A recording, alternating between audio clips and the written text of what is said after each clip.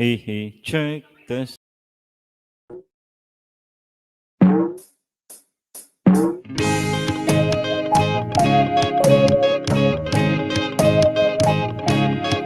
Amihan ng Mindanao, pagkahiusan ng paibabaw.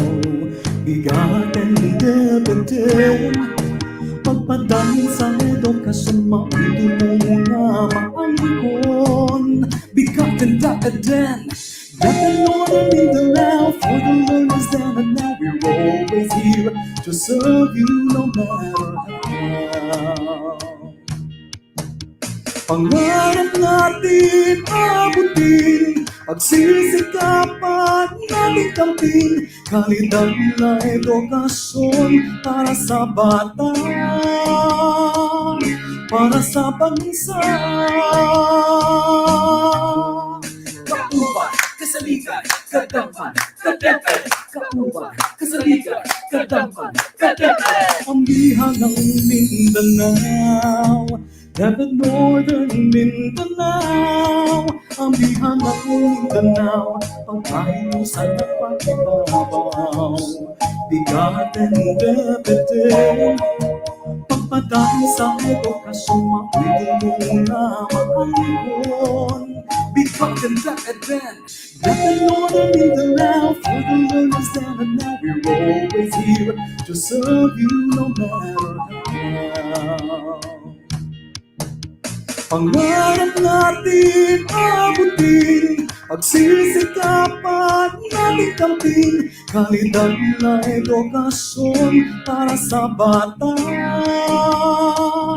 para sa bansa. Kauban, kasaligan, kadampan, kadeped. Kauban, kasaligan, kadampan, kadeped. Ang biha ng Mindanao, DepEd Northern Mindanao, ang biha ng Mindanao, pagkahiusan at pagbabaw. Bigatin DepEd, pagpadami sa edukasyon, maunti na maangkon.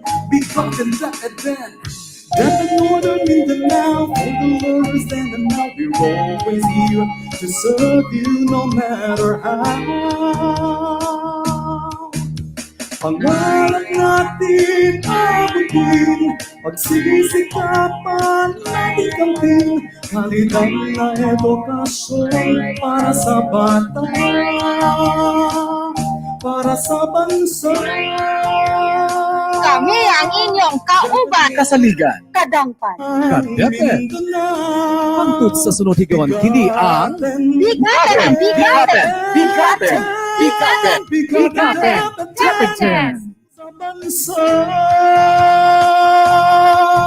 DepEd Northern Mindanao, ang biha ng Mindanao. Bigatin DepEd, bigatin DepEd.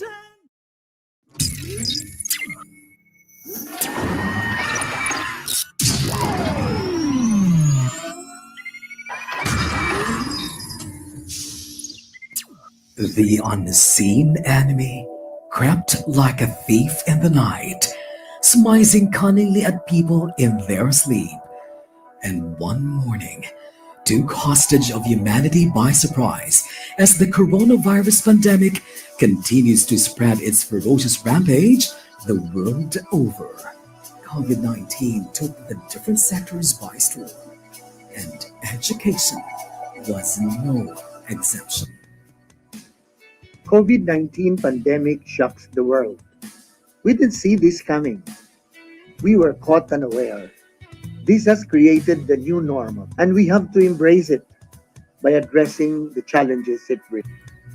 Determined to pursue the delivery of education amidst the COVID-19 pandemic, DepEd Region 10 launched its banner program dubbed as RX Adobe. The Department of Education, Northern Mindanao, has crafted its learning continuity plans under the banner program RX Adobe, which stands for Region 10 Alternative Delivery of Basic Education. It underscores the alternative delivery modes under the remote teaching and learning. The 14 schools division offices of the region have crafted the learning continuity plans anchored on RX Adobe. Always ready for education emergencies, DepEd Region 10 will continue its tradition of excellence in delivering its services anchored on the department's Sulong Edukalidad program. As we pivot from access to quality, we have to consider a well-developed curriculum, improved learning environment, upskilled teachers, and take into consideration responsive multi-stakeholders cooperation. All these and more are under the program Sulong Edukalidad. But on top of these all, still health and safety are the number one concerns of the Department of Education, especially at this time of pandemic. Serving with heart. Leading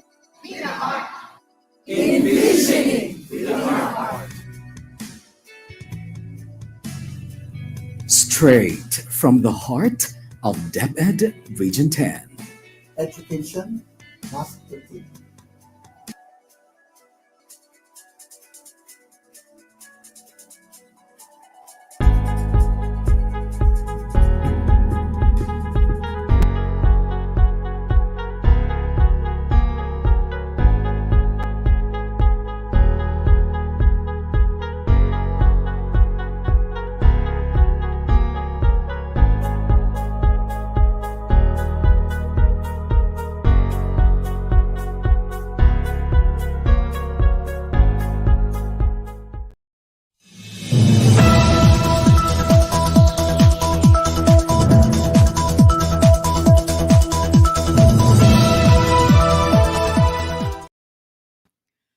Maayong adlaw ka natong tanan. Ako si Ramon Gonzalez Abrera, aka ka-DepEd Paulo, ang inyong Public Affairs Unit Lead Officer. Ug ako sab si Candice Racoma, ang inyong rakista abogada aka ka-DepEd Rada. Kami ang inyong kauban, Kasaligan, kadangpan, ka-DepEd sa bigaten, DepEd. DepEd.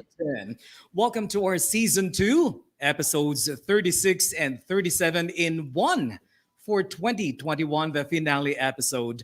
Previously on our program, we brought to you the Schools Division Office of Hingoog City, highlighting its segment titled Division of Hingoog City Gold Digging Reading Program, Get, Set, Read. Tama ka ka-DepEd Paulo, at para sa ating edisyon ngayon, ating kamustahin ang sangay ng Camiguin at ang sangay ng Misamis Occidental. Ano-ano na nga ba ang mga kaganapan, tagumpay at pagbabago sa kanilang mga programa mula nang itampok natin sila noong Season 1. Once again, featured today are DepEd Camiguin for its PPR, Productivity-Proactivity-Resiliency, and DepEd Misamis Occidental for its QuaranTEACH, MisOcc, Strengthening Learning Continuity, Fostering Inclusivity, in today's Season 2 finale episode of Bigaten DepEd 10 2021.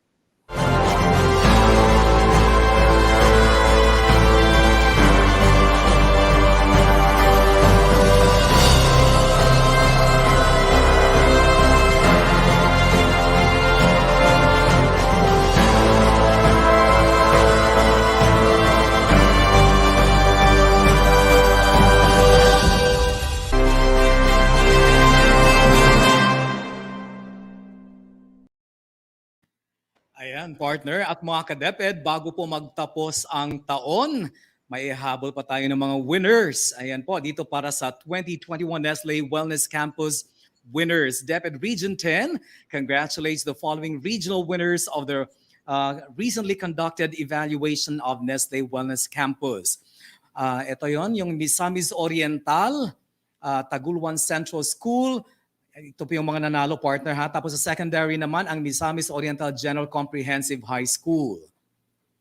At syempre, ang Misamis Occidental, na guest natin ngayon, courtesy of Liloan Central School for the elementary level at ang Clarin National High School for the high school level. The said winners will represent the region in the national finals on the second week of February 2022. Partner. Yes, at hindi lang yan, partner. Meron din tayong nanalo sa National Reading Month Contest as per Regional Memorandum 775 Series of 2021. We congratulate Zamaki Chung, second place winner from Lanao del Norte National Comprehensive High School, of course, from the division of Lanao del Norte in the Reading Cup contests. We also have winners in our regional contests, partner. We have the top 5 best learning resources in teaching literacy and numeracy. Number 5, we have Oroquieta City, teacher Lovelia Pagupat from Canubay Elementary School. In the number 4 slot, we have from the division of Lanao del Norte, teacher Marjorie P. Pino, and from Atanasio L. Logroño Integrated School. Number 3, we have from the division of Ozamis City, a care of teacher Charisse May M. Maniego from Tipan Elementary School. And in the number 2 spot, we have from the division of Misamis Occidental, teacher Arzineth Z. Donila from Fulgencio Baloria Elementary School, Sinonok Elementary School. And grabbing the top 1 position is from the division of Misamis Oriental, teacher Cherry May T. Amarga from Libertad Central School. Partner. Ayan, meron din tayo para sa top 5 best videos in teaching literacy and numeracy. Ayan, meron tayo Hingoog City, courtesy of teacher Luella A. Talha, mula naman sa Santa Rita Elementary School. Nandiyan rin po ang Iligan City, courtesy of Shahani, teacher Shahani S. Cabalida from Taluntunan Elementary School. At number 3 naman, El Salvador City, courtesy of teacher Stella Marie B. Acero, mula naman sa Pedro S.A. Baculio Elementary School. At ang number 2 naman, Misamis Oriental, courtesy of teacher Ruth Z.S. Lau, mula naman sa Magsaysay Central School. At ang number 1, Misamis Occidental, syempre, courtesy of teacher Arzineth Z. Donila, mula naman sa Fulgencio Baloria Elementary School, Sinonok Elementary School. Partner. And meron din tayong winners in the Early Language Literacy and Numeracy or ELLN 15-day campaign. In 5th place, we have the division of Misamis Occidental. 4th place goes to the division of Lanao del Norte. 3rd place goes to the division of El Salvador City. 2nd place goes to the division of Hingoog City. And 1st place goes to the division of Misamis Oriental. Congratulations po. Congratulations. At syempre, partner, sa walay pabor-pabor, this is the result of the 2021 Information Leaders Awards or ILAW of the Department of Education, sponsored by the Public Affairs Service. Ayan, partner, sa screen, yung mga mukha natin, di ba? Syempre, proud tayo. Nanalo po tayo as national champion for the most outstanding DepEd Manual of Style or DEMOS Implementer category. Ayan, nasa na yung picture ko dyan? Ayan, direct, salamat. At syempre, partner, hindi pa huhuli si kapartner Narada, Attorney Candice as second place winner for the most outstanding in public assistance service category. At syempre, proud din tayo dahil kasama tayo dyan as members of the Public Assistance Command Center or Public Assistance Action Center. Nandyan po tayo. Kasama rin po natin si Ma'am Johanna C. Pasqua, si Ma'am Mary Grace G. Makaambak, of course, si Sir Ralph Simon L. Mabulay, at si Ma'am Fatima E. Villaremo. Partner. But wait, partner, there's more. We also have winners for the most outstanding in social media management category. This is care of Mr. Dr. Joel D. Potane as third place winner, the Division Information Officer or DIO of the Division of Cagayan de Oro City, together with the members of his team, Mr. James Z. Siho, Mr. Michael Dave Tan, Ms. Roxanne Fuentes, and Ms. Poresa Camonias. Congratulations din po sa inyo dyan. Ayan, syempre partner, hindi nagtatapos ang ating recognition dyan, ang ating very own Ralph Simon L. Mabulay, direct, bilang top 4 national finalist for the most outstanding in social media management category. At syempre kasama na naman tayo dyan bilang mga miyembro, Fatima, ako at si Attorney Candice, at of course si Clifford, ang ating layout artist na napakagaling. Ayan, partner. At meron pa, also, still for the Ilaw Awards, Most Outstanding DepEd Manual of Style or DMOS Implementer category, we as national finalists from the Division of Valencia City, the Division Information Officer or DIO, Ma'am Annabel Rubio. Congratulations din po. And also national finalists sa Isang Pangarap Music Video Contest, we have Kapataga National High School from the Division of Lanao del Norte. Ayan. At syempre partner, makakalimutan ba natin ang ating very own Bigaten DepEd 10 program as top 5 national finalist for most outstanding in information dissemination broadcast category. At syempre, paulit-ulit nating pinasasalamatan. Syempre ikaw partner bilang co-host ko, yung ating director na si Ralph Simon, si Ma'am Fatima at si Sir Clifford Billy Ponhay. Once again, thank you for all the compliments, mga ka-DepEd, and congratulations to all of us. Indeed, for the win, DepEd, Norman. Thank you very much.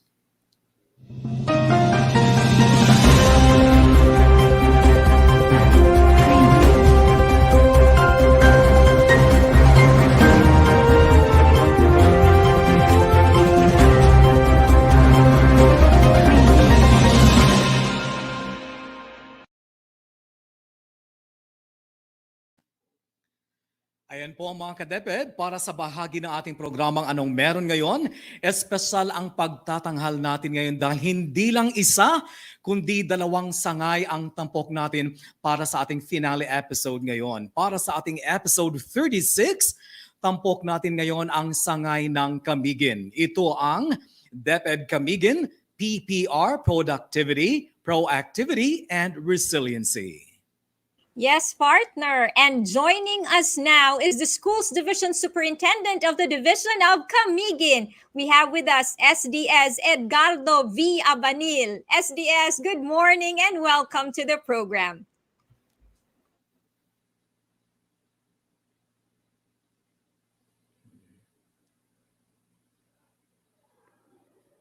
Good morning, DepEd Paulo and DepEd Rada.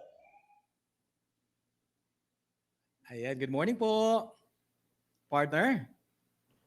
Yes, good morning po SDS. Now SDS, about the implementation of the limited face-to-face classes, has the Division of Camiguin participated in this initiative na po? Yes, we have one pilot school located in Sagay, Subukan Elementary School, and before implementing the pilot implementation, we conducted simulation days before its actual implementation, and it was well attended by the town mayor, Mayor Andal, the barangay council, and also some of the council members of the town of Sagay, and of course the Parent Teachers Association. In fact, the municipal DRRM personnel were also present to help, especially in the taking of temperatures and to see to it that hand washing facilities and the alcohol dispensers are well utilized for the ingress and egress of all school personnel and the learners who are participating in the limited face-to-face pilot implementation. All right. Now, well, SDS, how is the feedback from the learners and teachers? Kumusta naman po? Suportado po ba nila ito? There was very positive feedback from the stakeholders. In fact, I was touched when some of the teachers reported that the learners exclaimed that at last they were able to see the teachers, and they were glad that they came to the school setting because for the longest time they have been in their respective homes, and that's most welcoming sign that our learners are still interested in attending to their education.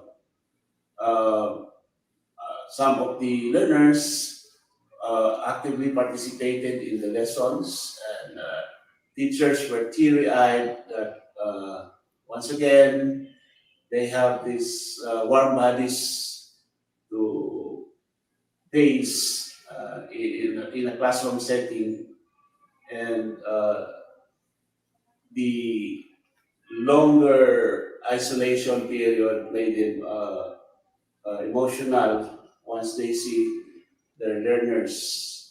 There were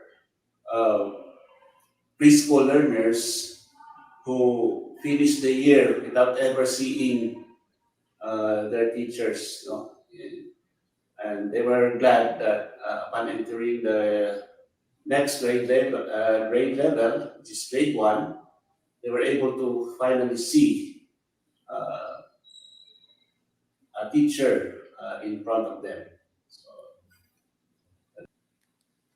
Ayan po, SDS. With the one school already implementing limited face-to-face classes, are there plans of expanding your implementation to include other schools in the division, SDS? Yes, under the directives of RDR,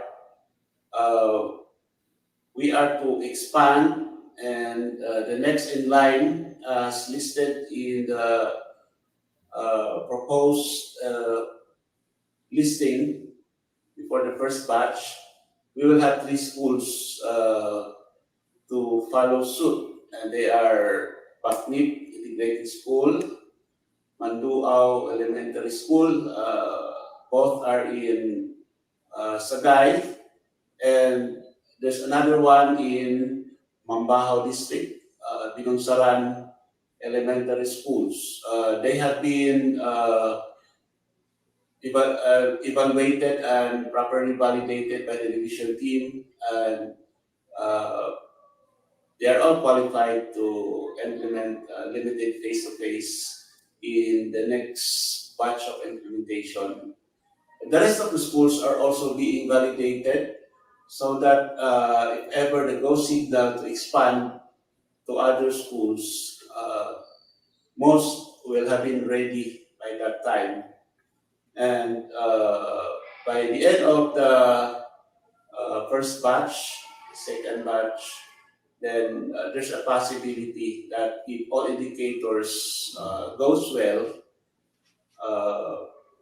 we will be expanding to the rest of the schools, although on a limited basis only, because we still cannot gamble the health and security of our learners. And in addition, most of the schools already have their teachers and personnel fully vaccinated. Ayan po. Now, SDS, ulitin lang po natin, ano po yung mga specific schools na kasama doon sa expansion po ng limited face-to-face classes, and what are the initiatives which are being undertaken by your division to prepare the other schools for limited face-to-face classes? Balikan lang po natin, sir.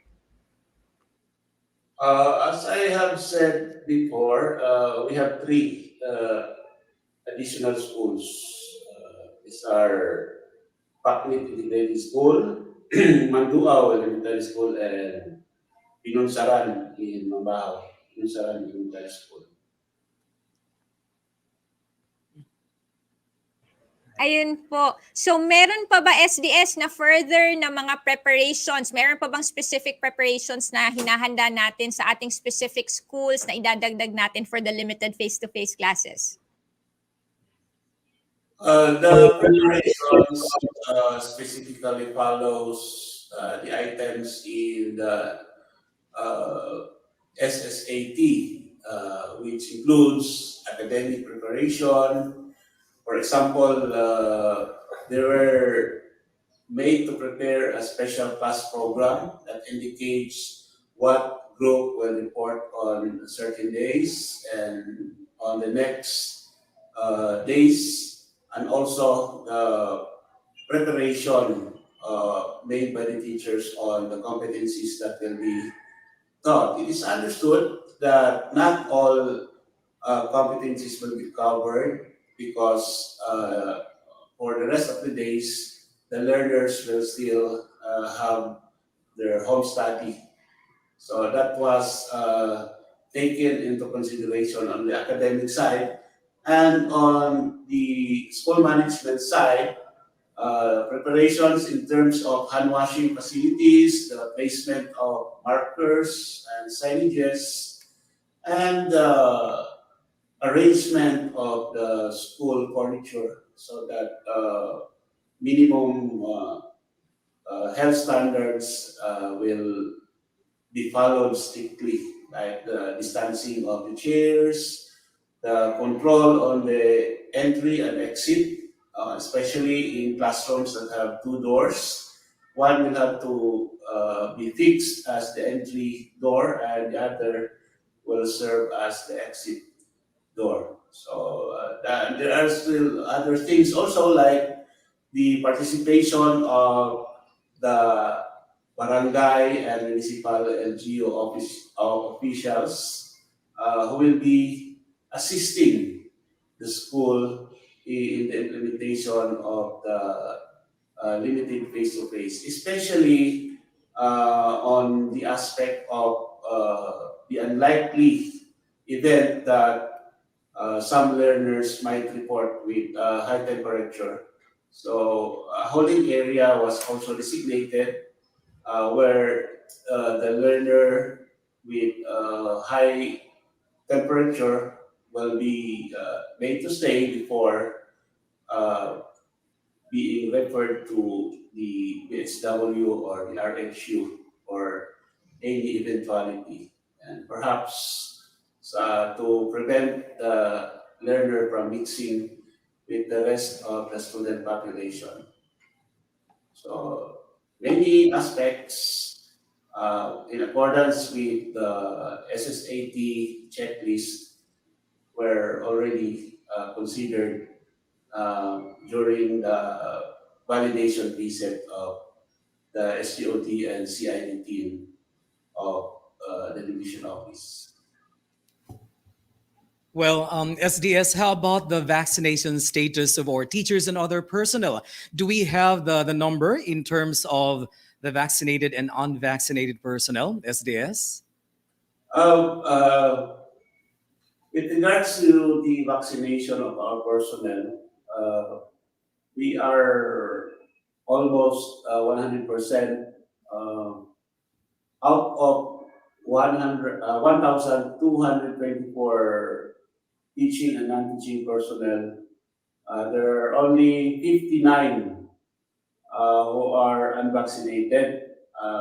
Most of them have reasons, medical and otherwise. Those who refuse to be vaccinated maintains that they have their religious beliefs to stand on, and their shall we say religious groups teaches that it's not good to be vaccinated. But we continue to convince them that vaccination is beneficial and no government will ever buy vaccines to kill its population. So vaccines, this office would maintain, work, and it will work for the benefit of the great majority of the Filipino population.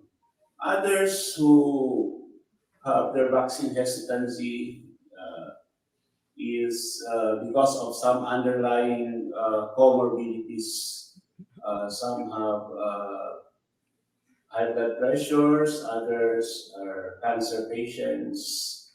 So the office directed them to secure a certification from the municipal health officer that they are not eligible for vaccination due to their underlying comorbidities.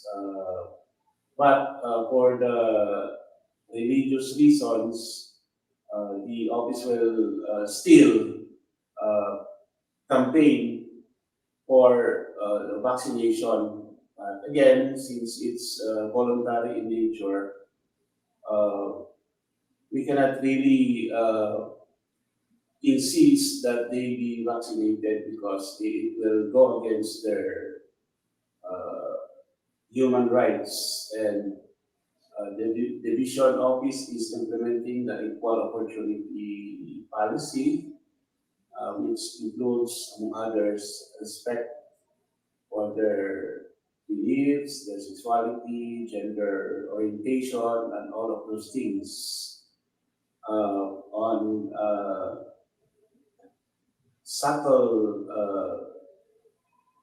basis, the office will continually campaign for their vaccination. And we hope that we will reach 100% before the end of the school year. Ayan po. Now, SDS, patungkol pa rin po sa vaccination, with the full vaccination being a requirement for participation in the face-to-face classes, what will now be the possible work assignments of these unvaccinated personnel, SDS? If the school is a candidate for limited face-to-face pilot implementation, we will see to it that the ones chosen will have 100% vaccinated, meaning 2 doses already.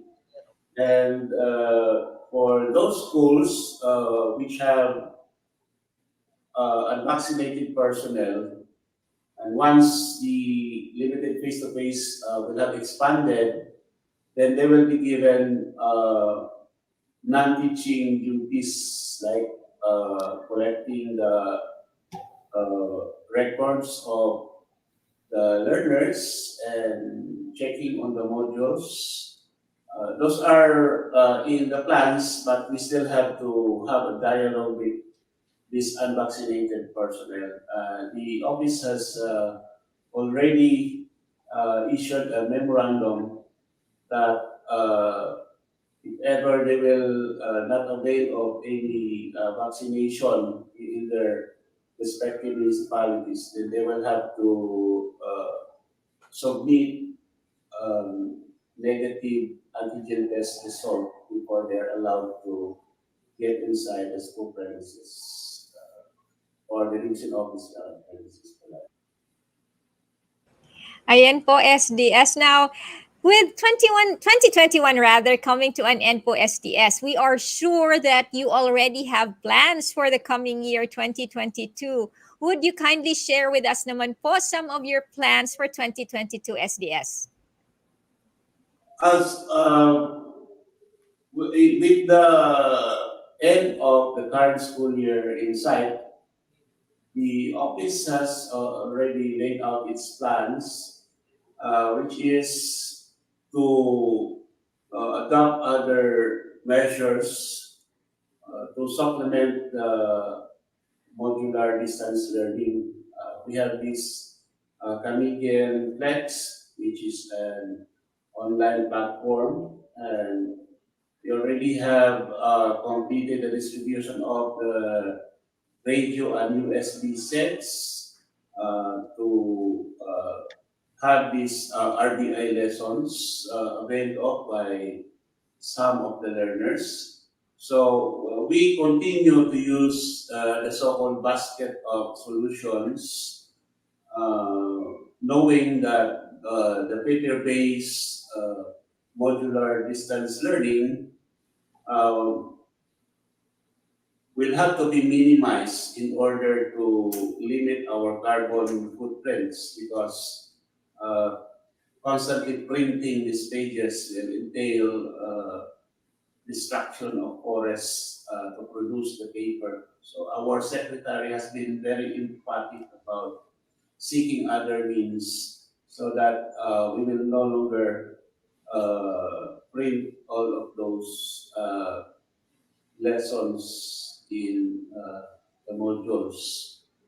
That is why we will continue to strengthen the capacity of the schools to have their internet connectivity. It's just so sad that when a calamity strikes, all the telecommunications facilities are also destroyed. So that's one of the possible setbacks. So we have to be flexible and resilient in implementation of the curriculum in the division of Camiguin. Because for any plan or any fixed objective, there should always be a contingency plan so that if event A happens, then solution A will also be implemented.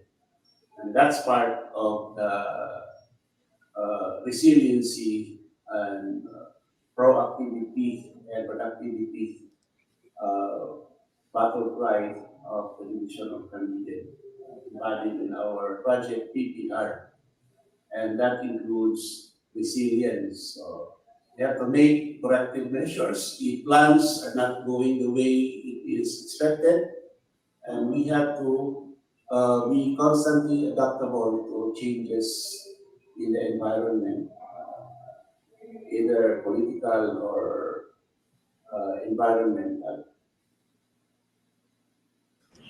Ayan po, SDS, napag-usapan na po natin ang mga plano for 2022. But bago magtapos rather ang 2021, may pumasok pa pong bagyo. Now, with the recent ravages of Typhoon Odette, has there been any reported damage in any of our schools in your division, sir? There were already reports submitted to the region about schools in which their building facilities sustained damage.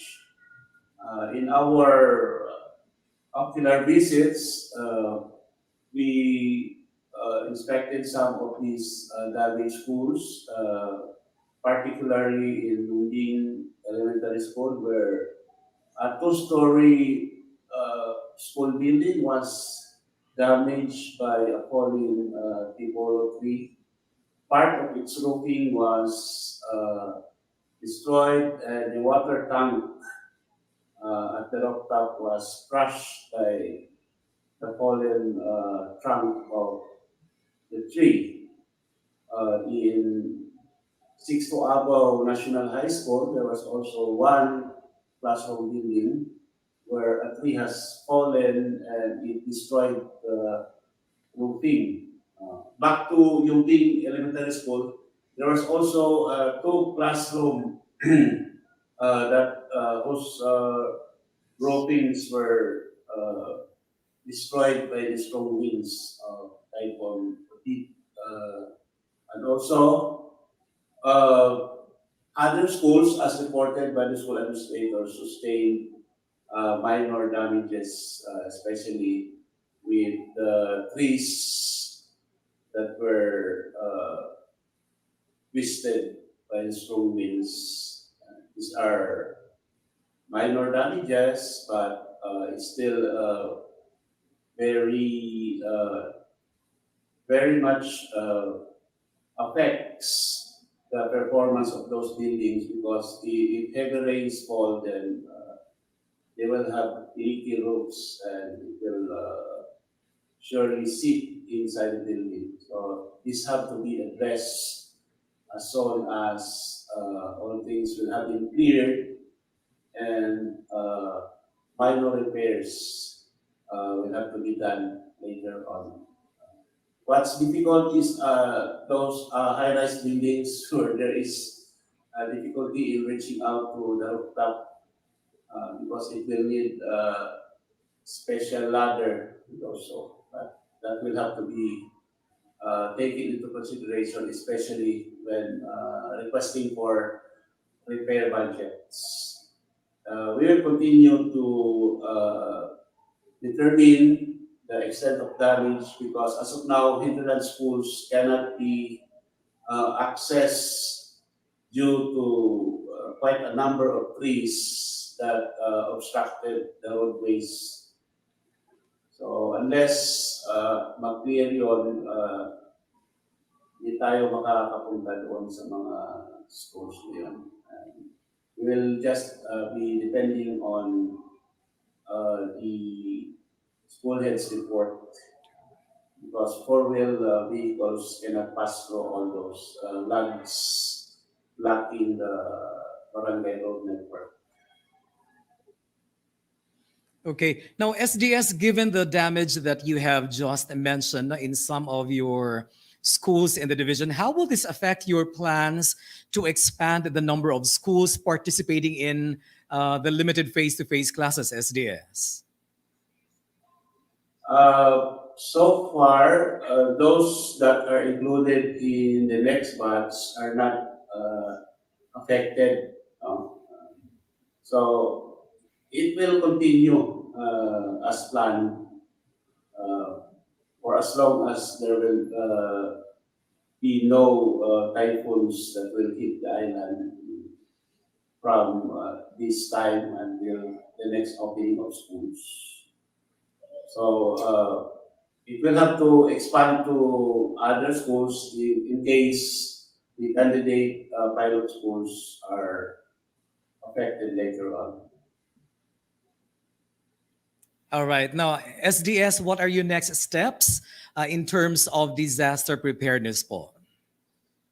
Disaster preparedness has always been a lesson on resiliency. And resiliency is predicated on proper planning. You cannot be resilient if you do not have the clear vision of what to do once a certain scenario will happen. So we will continue to capacitate the school heads to implement the clearing of trees, especially when announcement by Pag-asa will be made about incoming typhoons or other severe weather disturbances. For now, I have observed that most of the damage was sustained because there are trees that are planted and has been growing way before the buildings were constructed. So part of that will be to consider in school site development planning to locate the school buildings away from tall trees and not to plant on certain areas designated for future construction.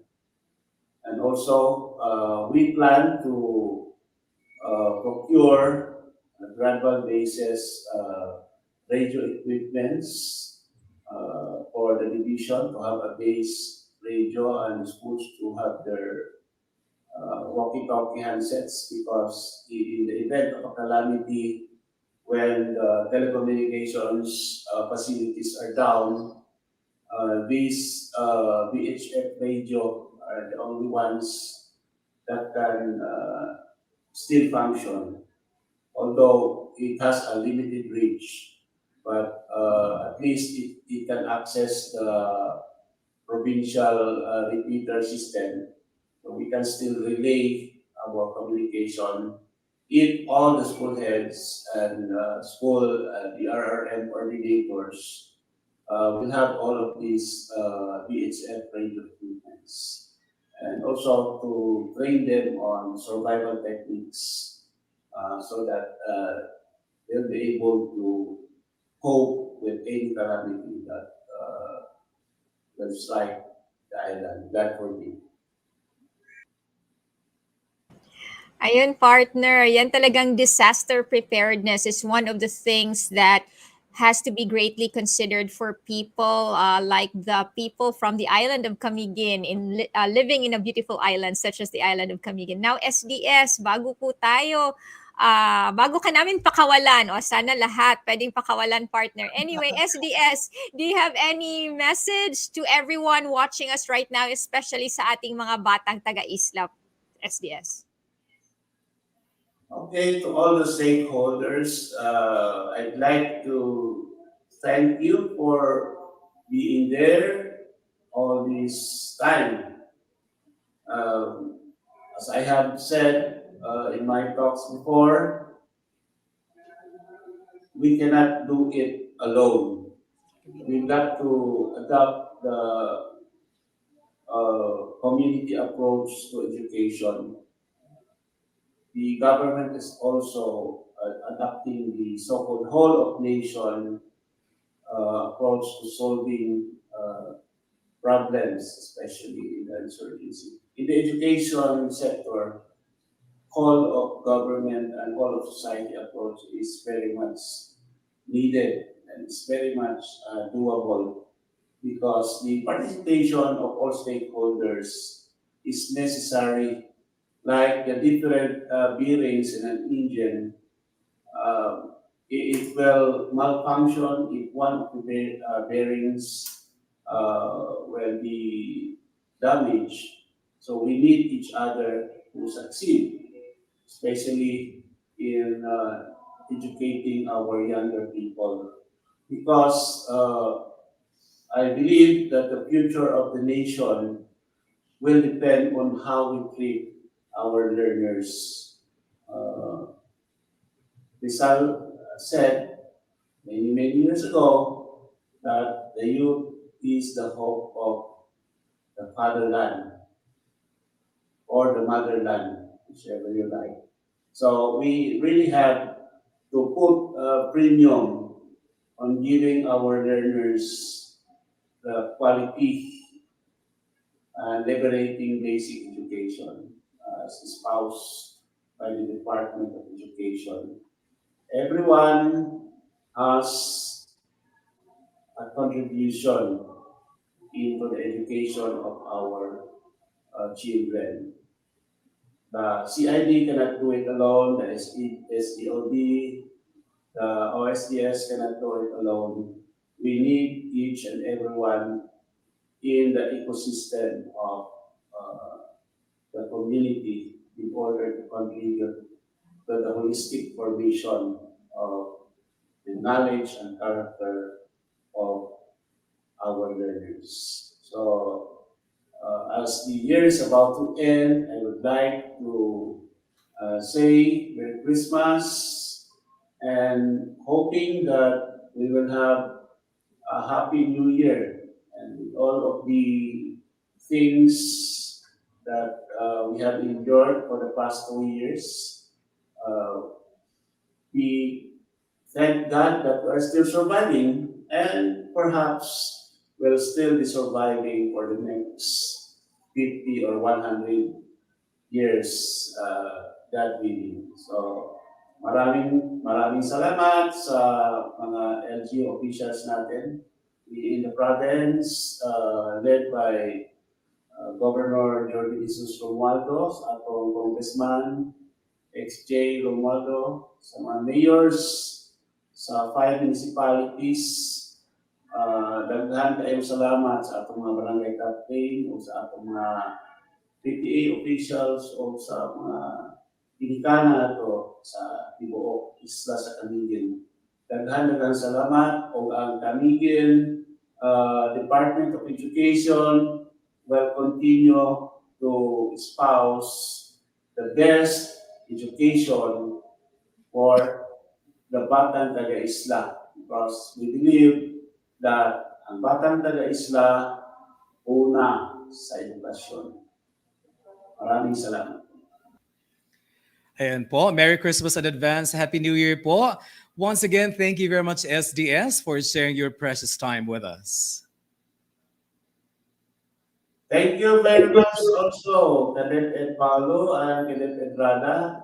Congratulations on the awards received And let me also thank our regional director, RDR, and our ARD, Dr. Big Gracia, for the exemplary leadership for Normin Schools Division.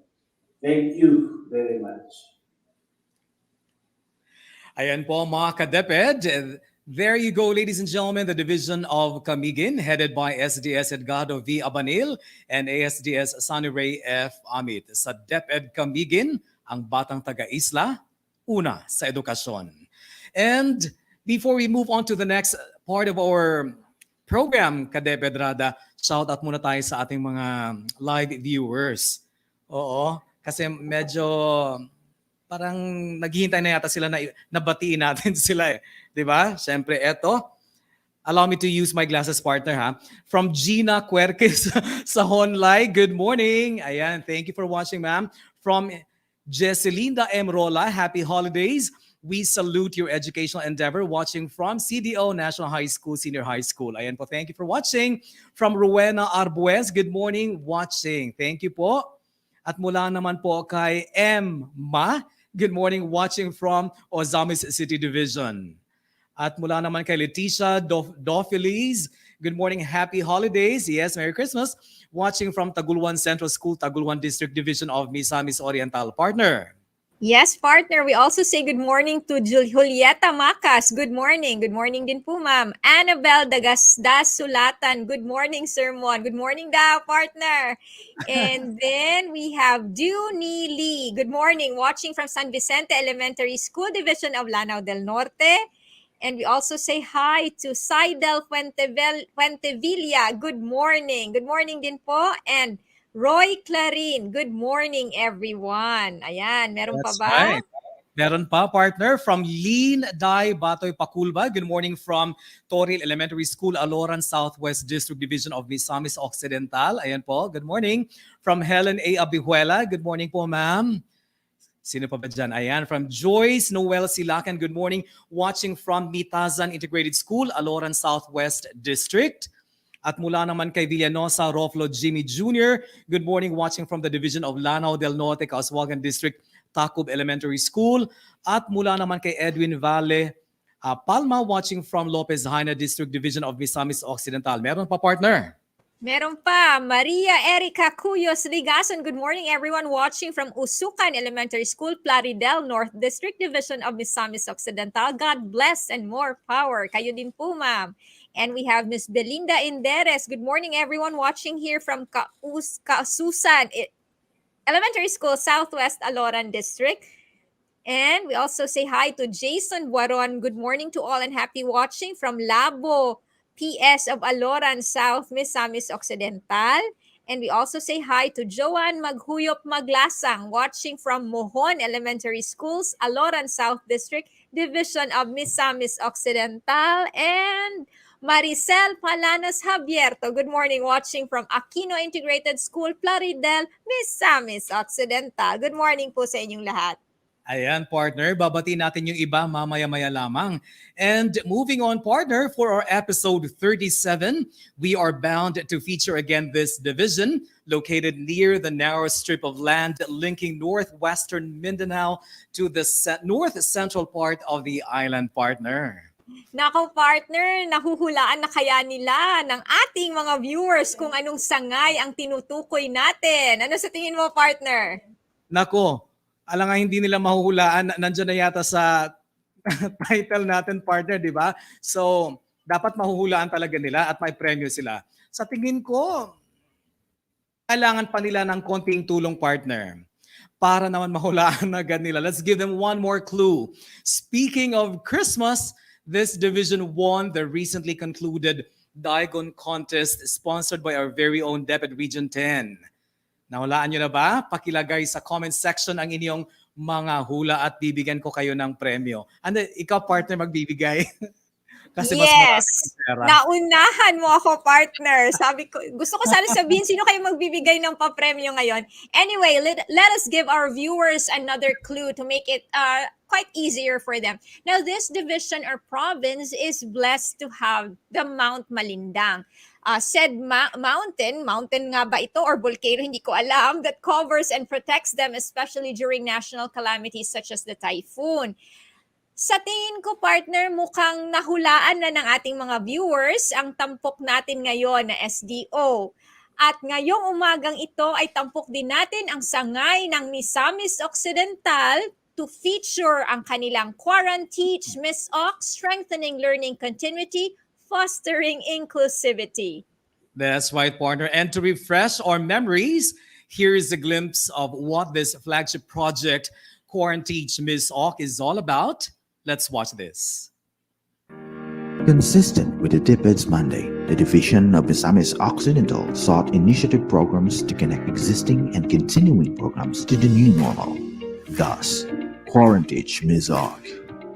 QuaranTEACH MisOcc is not only an acronym, but more of a battle cry to remind everyone in the division of its primary mandate, which is to teach the learners in whatever modality appropriate to their context. QuaranTEACH MisOcc stands for Quality and Relevance Amid the New Normal. Turn paradigm for teachers upskilling and reskilling. Enlist all personnel by all means. Acts gained for learners. Clear up K-12 for better implementation. And heal for better services. The program brings all teachers back to the classroom, be it actual or virtual, more competent and confident through solid knowledge, skills, and attitude of 21st century facilitator of learning, ably provided with technical assistance from school heads and supervisors, while the rest of the school staff and division personnel deliver timely and efficient services to support their needs and aspirations. It strongly accounts engagement of and support from stakeholders in the delivery of the different services to ensure that the whole community gets all the possible help and assistance to reach its goal of making every learner achieve lifelong learning. Everyone then is tasked to move towards the same direction of providing a conducive environment for teaching and learning, henceforth ensuring learners to contribute meaningfully to building the nation more significantly in this most pressing moment of the present times. With QuaranTEACH MisOcc, Kite will not only soar to its desired level of implementation, it will reach its height of accomplishment in whatever present classroom our learners are, where teachers expertly facilitate learning and constantly nurture every learner.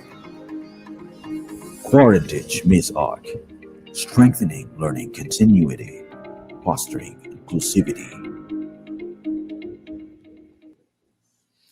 Ayan po mga ka-DepEd, tunay ngang sa MisOcc, edukasyon ang patok. After watching the short video clip, partner, I have even become more excited to find out what else this division can offer in today's episode, partner.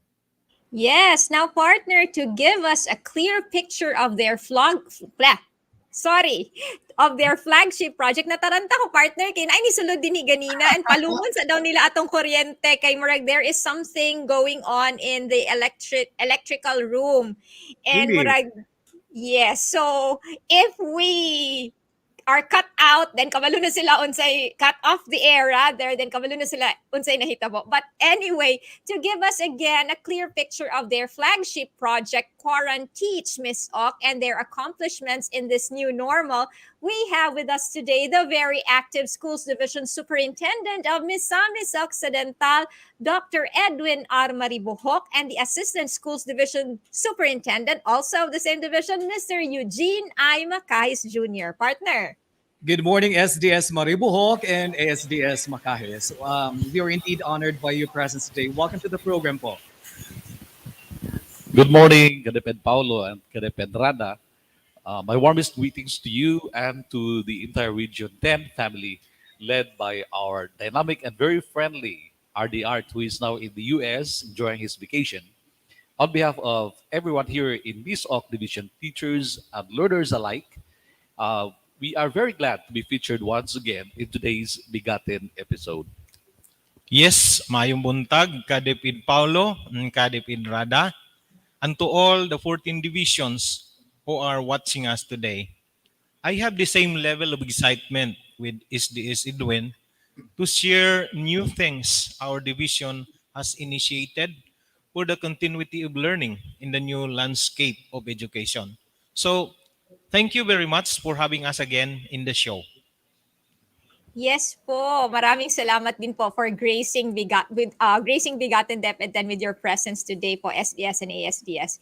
Now, SDS Edwin and ASDS Eugene, with all the challenges that the whole world and our country are facing right now, and we are still in the middle of the pandemic, and just recently a tropical storm has hit some of the areas in your province. Now, how did you or how do you ensure that these challenges will not significantly affect the education of our learners po?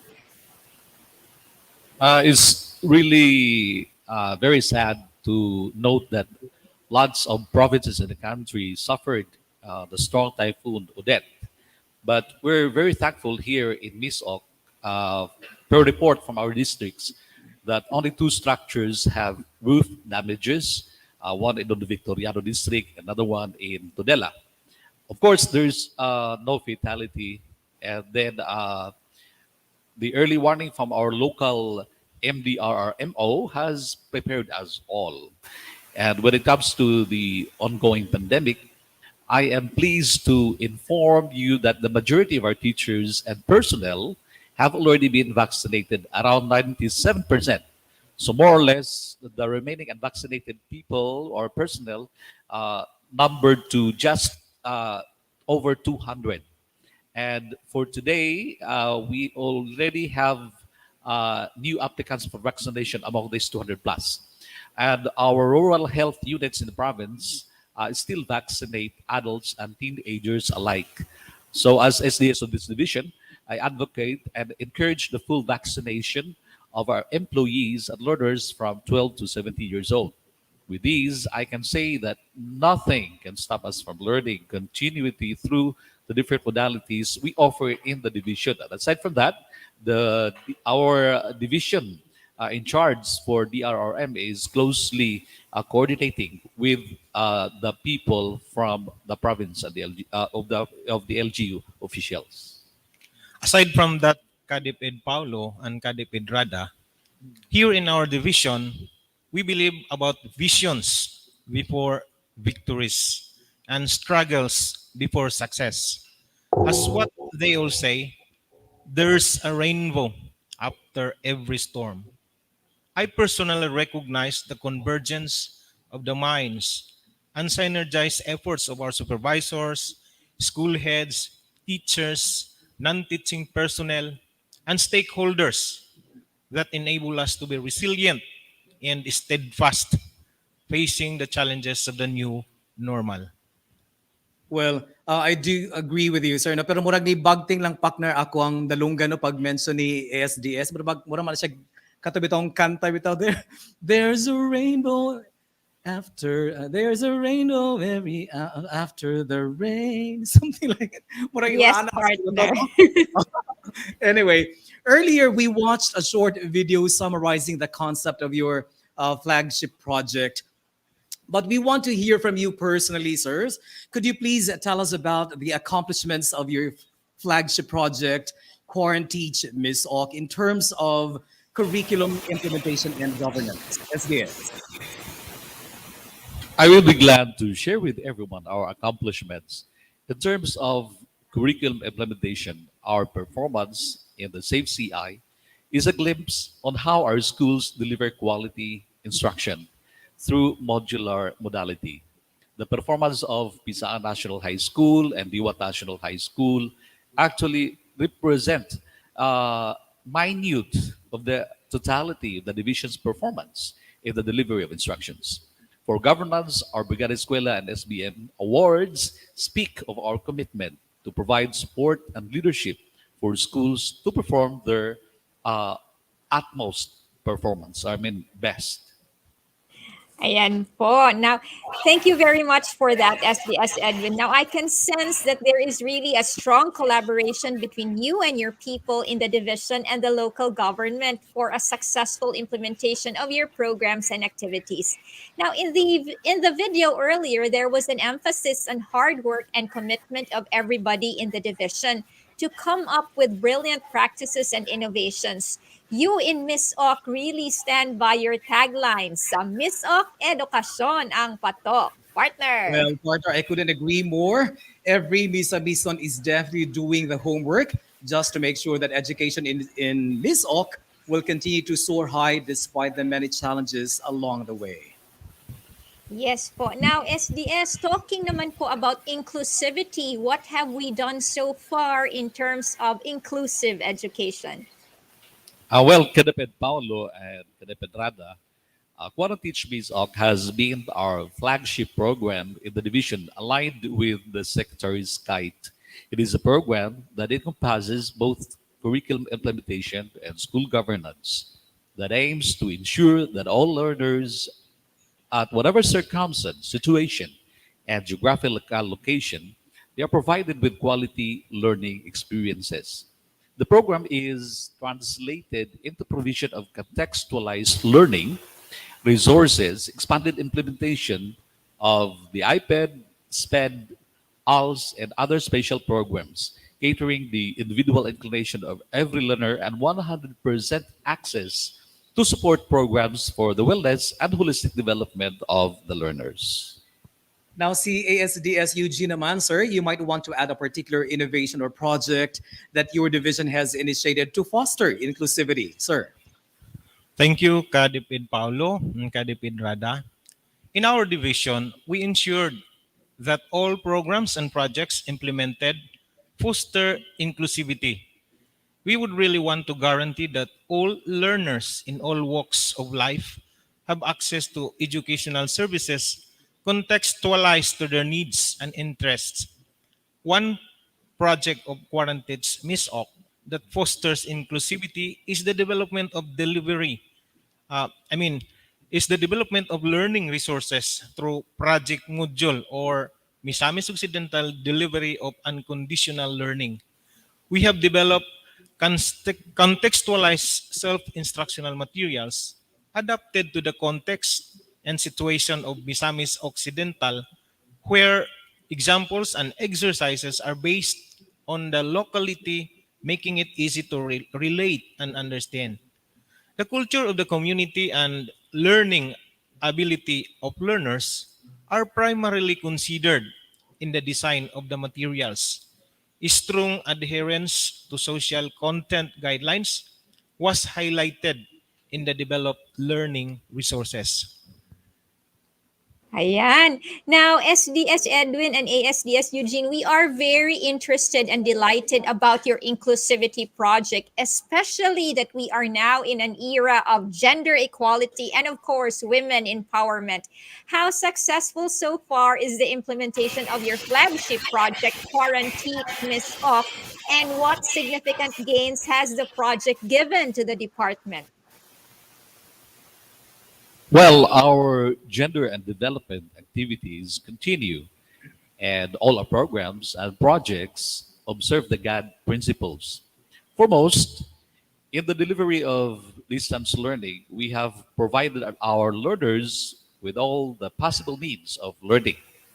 We also developed self-instructional materials and learning activity sheets for our special interest programs and the ALS. That's inclusivity. Although we basically offer modular instruction, we have supplementary audio and video materials and developed the necessary assessment tools appropriate for the modality. Our teachers are upskilled in terms of development of distance learning resources. And our school heads are likewise upskilled in the provision of technical assistance in the new normal. But I can better answer your question as we highlight the milestones of the innovations and best practices of the Curriculum Implementation Division through a video presentation. Rising above the pandemic, the Curriculum Implementation Division of Misamis Occidental is committed to deliver the K-12 curriculum through the most essential learning competencies using the most appropriate distance learning modalities. Engaged learners and increase learning outcomes through learner-centered assessment strategies and provision of contextualized learning resources, ensuring that in Misamis Occidental, everyone is vital. The pandemic has brought tremendous challenges in the delivery of education. However, these challenges have become an opportunity for learning resources management to utilize various platforms of learning delivery, namely printed modules, digitized modules, online learning, and radio-based instruction. In the division of Misamis Occidental, we developed our very own self-instructional materials adapted to the context of the province, serving as learning partners of our learners and as bridge to develop the most essential learning competencies. In the recently concluded first National Open Educational Resource Contest, the division of Misamis Occidental is recognized as one of the top 10 divisions with the most number of winners. We also ensured that learning continues for special education and indigenous people's education by supporting the implementing schools in their basic education learning continuity plan and maximizing the utilization of the program support fund allocated for each program. In the recently concluded first National Open Educational Resource Contest, the division of Misamis Occidental has been recognized as one of the top 10 divisions with the most number of winners after having won in 12 different categories. Moreover, tablets for educational use were distributed to learners to support the implementation of the distance learning modality. For assessment of learning, the division of Misamis Occidental developed a unified contextualized learning activity sheet or LAS. This will ensure uniform measure of the most essential learning competencies MTS, which are delivered through the various distance learning modalities. These learning activity sheets were developed aligned with the self-instructional materials to assess students' learning and identify the least mastered competencies as feedback mechanism for teachers' training and learning resource enhancement. We envision our division to truly become a division of readers. Thus, Misamis Occidental, a division of readers, or MisOcc adores our division reading program, which is primarily anchored in the principles of the department's 3Bs initiative, or Bawat Bata Bumabasa, and the regional reading program, Project Care for Normin Readers, or Project CNR. MisOcc adores puts premium in developing genuine love for reading among our learners. We do this by capacitating our reading teachers and, more importantly, our parents who have become our potent partners in the teaching of literacy in the new normal. We likewise provided all our schools with reading materials along with other technological aids to ensure that all our learners are readers by the end of Key Stage 1.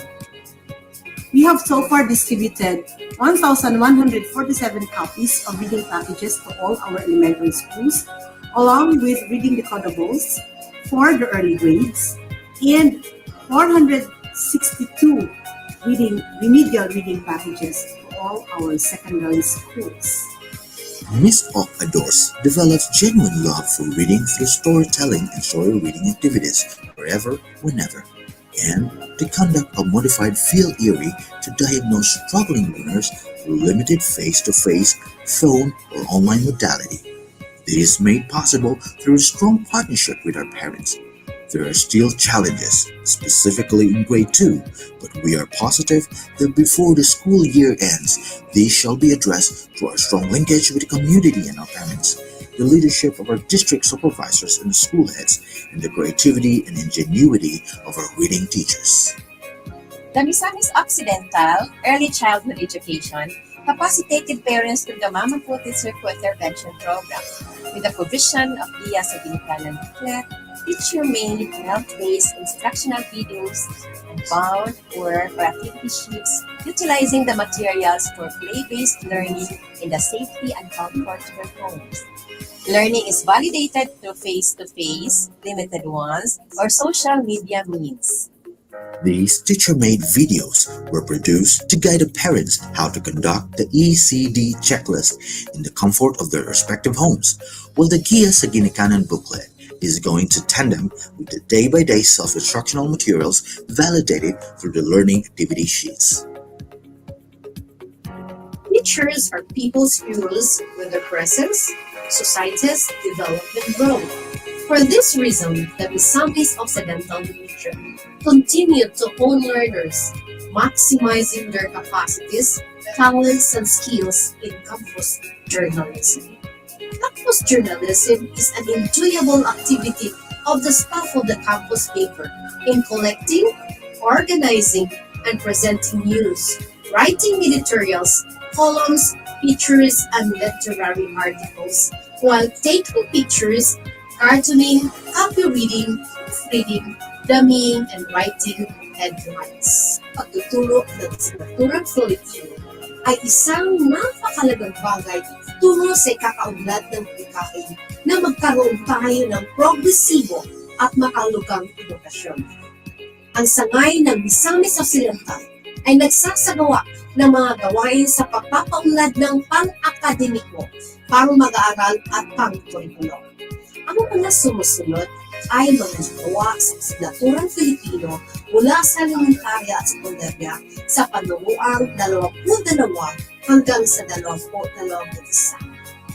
During the regional school press conference in the new normal, the division of Misamis Occidental was named top 4 performing division in English secondary and English and Filipino secondary combined.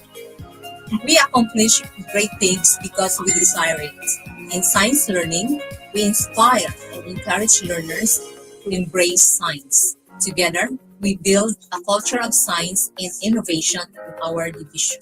Through strong support and supervision of the science program, the division is one of the top 20 finalists in the national level for the Search for Science Tech from the Youth, top 3 finalists national level in the Climate Science Olympiad 2021, 4th place winner in CNCCOLA 2021 during the Regional Science and Technology Fair, and 2nd prize winner in CIBO Award for Outstanding High School Student Creative Research. For the special program in the arts, the division of Misamis Occidental has the most numbered schools offering special program in the arts. We have 5 secondary schools and 1 elementary. We are the only division offering special program in the arts for elementary in the entire region. During the NFOT 2019, the division of Misamis Occidental was able to garner 3rd place in 2000. The Senior High School Technical Vocational Livelihood Track produced 950 in-situ holders of the grade 12 learners taking specialization in the areas of home economics, agri-fishery arts, industrial arts, and information and communication technology in the joint delivery voucher program for the Senior High School Technical Vocational Livelihood Specializations. Despite the pandemic crisis, 9 graduates have been automatically employed in the different companies of this province. Contextualization comes into full implementation through the promotion of culture and integration of localized materials and indigenous history to reach Filipino cultural heritage of the province. Hence, we garnered the 1st place with the recently concluded 9th Diwang Sagisag Kultura ng mga Pilipino national level winners in culture-based module making in Subarin from Luoc National High School, and from Jeffrey Agora of Senior High School in Luoc for winning the 1st national level, 1st Open Educational Resources Contest in Araling Pandikut. DepEd Division of Misamis Occidental is the front runner in the review of the Child Welfare Code of the province of Misamis Occidental. This focuses on the protection of learners while they are at home during the implementation of the modular distant learning. We intensify actions to ensure that children are protected while they are at home learning during this pandemic. And with the collaboration of the province, we can protect our children. Inclusion is not tolerance, it is unquestioned acceptance. Inclusive education believes in valuing student differences and supporting their learning needs to the greatest extent possible.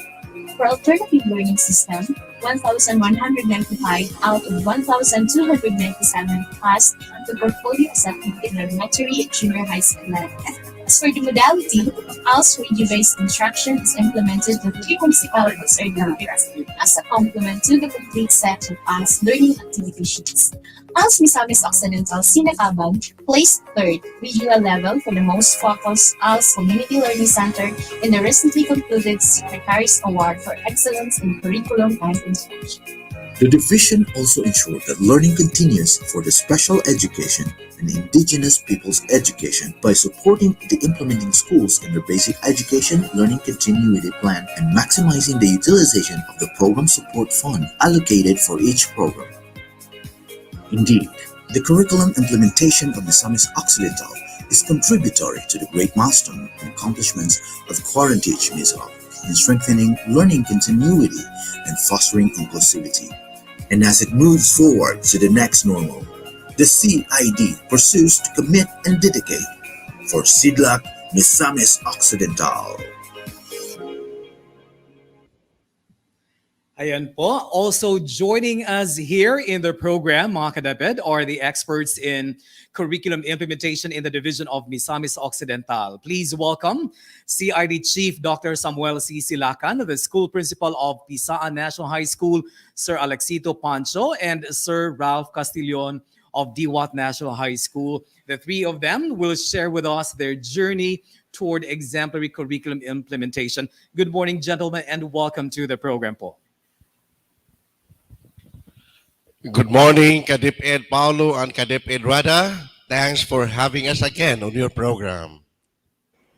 Good morning po, sir. Now, Dr. Silacan, during our Bigaten DepEd 10 episode 1 with you, you shared with us some innovations that your division has implemented. Would you kindly share with us now some updates about the programs and projects under the flagship of QuaranTEACH MisOcc? Yes, my pleasure. As mentioned in the video, we achieve a lot in terms of curriculum implementation. To name a few, especially in this time of pandemic, where we had experienced a year of pandemic, no? We had come up with a guide to parents after knowing that we had a lot of non-readers in our kinder, grade 1 and grade 2. So we came up with Giya sa Ginikanan, helping our parents to be able to teach reading on distant modality. And another, we also have the MisOcc vlog, video lessons on the go, and the key words 2.0, where we were able to make a video clip on the keywords taken from the competencies to enrich lessons delivery through distant mode and to assess learning outcomes. These are the additional or supplementary learning materials we have provided to them in addition to what we had received from CEO, RO, and CO. Ayan po, Chief, from among all the accomplishments you have enumerated, what do you consider as the most significant achievement in the delivery of curriculum in this time of the pandemic, Chief? The most significant achievement in delivery of curriculum, I think, is that we learners were served the basic education services at their best, taking into account the main innovations that we had undertaken to immediately address the gap. And because of this, we were able to contextualize learning within the context of what Misamis learners really need. And as a proof, in the school level, I am with the colleagues today who will also share their accomplishment of their schools for having been the national nominee of Region 10 in the Safe CI. Yes po, sir. Go ahead po. Good morning. In our school, the Pisaan National High School, in our accomplishment, we are proud to share our innovation that is dubbed as Kaeskwela Ko Kaagapay Ko program. This was conceptualized and implemented in the school to address the problem of struggling learners. This innovation has improved the learning outcomes of our struggling learners, as well as has gained the support of our different stakeholders. Good morning, DepEd Paulo and DepEd Rada. I am principal of Diwat National High School.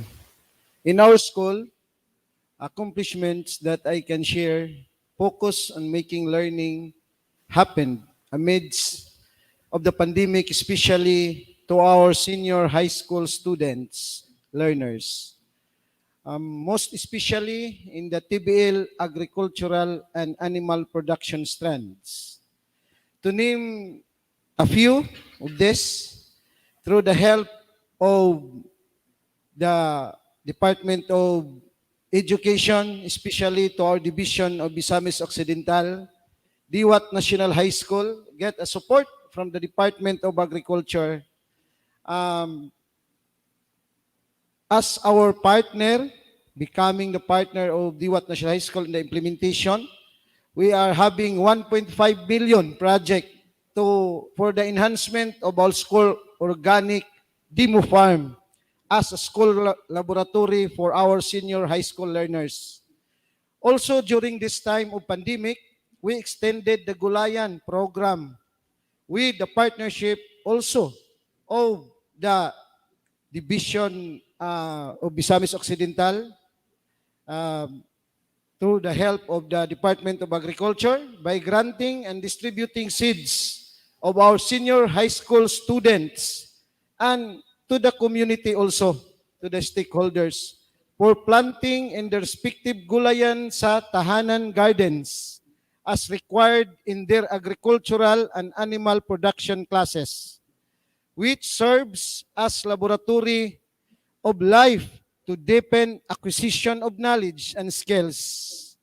And we were accredited and certified by the Agricultural Training Institute, ATI, as a learning site for agriculture and human resource development. Because of this, the TESDA is giving us the trainings and seminars for free, not only for our students, not only for the learners of the senior high school, but also to the community and to the teachers and throughout of Misamis Occidental Division. Ayan po mga sir, those are indeed very inspiring accomplishments that every other school should look up to. Now, with the accomplishments that you have just mentioned, what support have been extended to you to achieve these accomplishments po? DepEd, Rada, good morning once again. The support of the division, yes, it is really played a big role in the accomplishing what we have accomplished today because of the trust and confidence they put in us in delivering learning to learners during this time of pandemic, especially to our very supportive Schools Division Superintendent, Dr. Edwin R. Maribuhok, and Assistant Schools Division Superintendent, Sir Eugene I. Makahes, for always supporting our curricular programs in the school.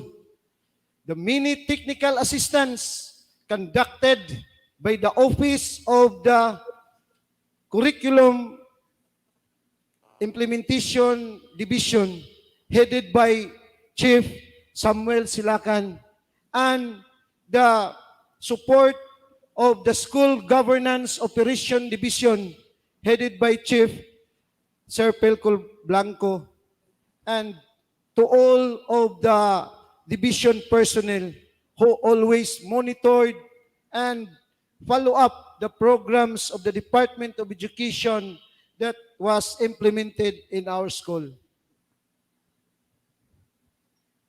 Yes, I agree without the support of our division, led by our very own superintendent, Sir Edwin Maribuhok, we will never reach this kind of accomplishments. And I would like to thank also the regional office for extending help and support of our Safe CI story. Ayan po. So thank you very much, CID Chief Silakan, Sir Alexido Pancho of Pisaan National High School, and Sir Ralph Casilion of DWAT National High School. There is no doubt that you are the two experts on this field. You have accomplished a lot with more unique and inclusive innovations in Misamis Occidental. Our salute to all of you, gentlemen. Yes, partner. You know what, partner? I noticed that no matter how difficult the time and situations have been, our experts still emerged with purposeful innovations to address the demands of time. That's the true spirit of a Misamis nun. Sugod lang ng sugod.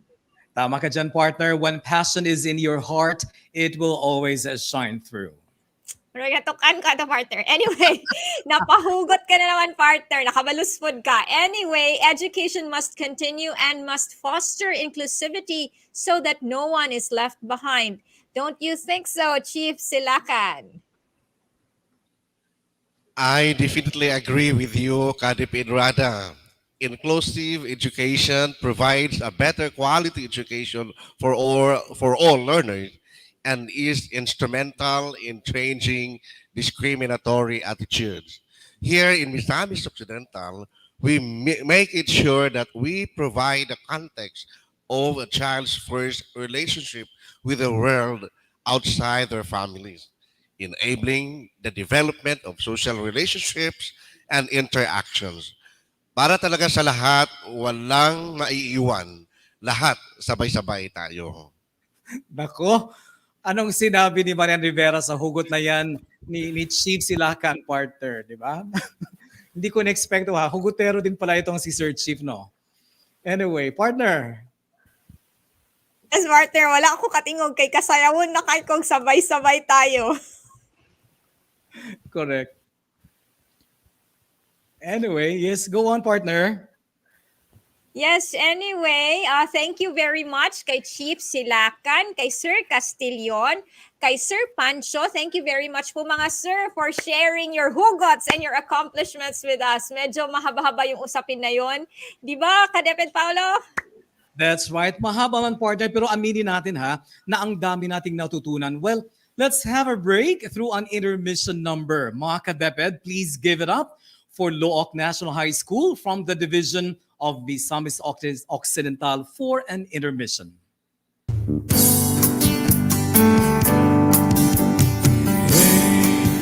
Did you happen to see the most beautiful girl in the world?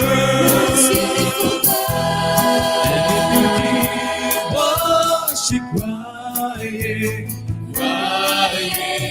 Yeah. If you happen to see the most beautiful girl that walked out on me, tell her I'm sorry.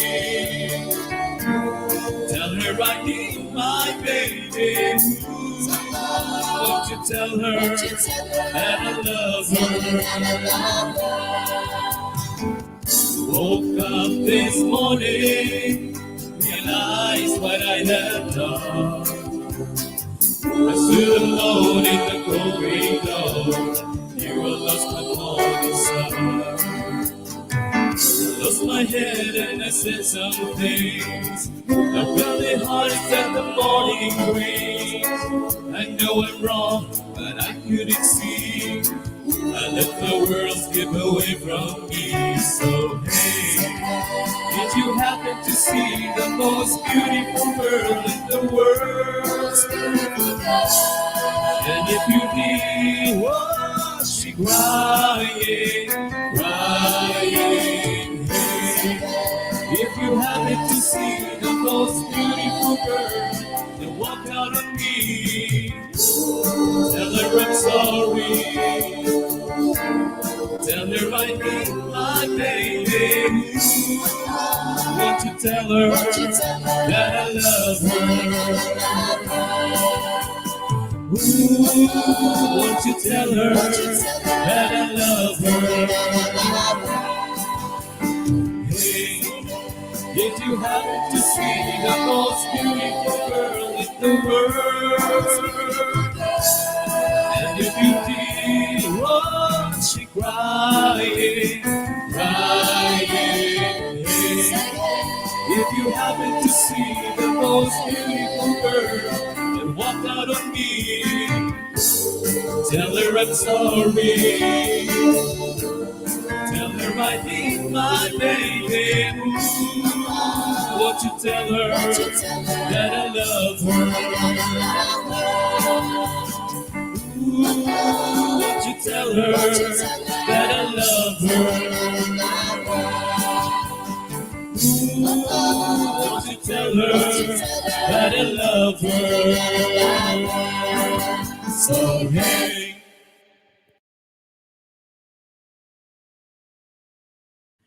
Ayan, partner. Correction lang, partner. Yun po ang ating 7th chord, yung multi-awarded 7th chord natin, partner.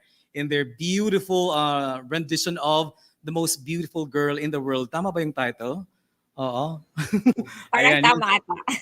7th chord. Anyway, partner. So, so meron tayong video yata, direct, di ba? Sige, please.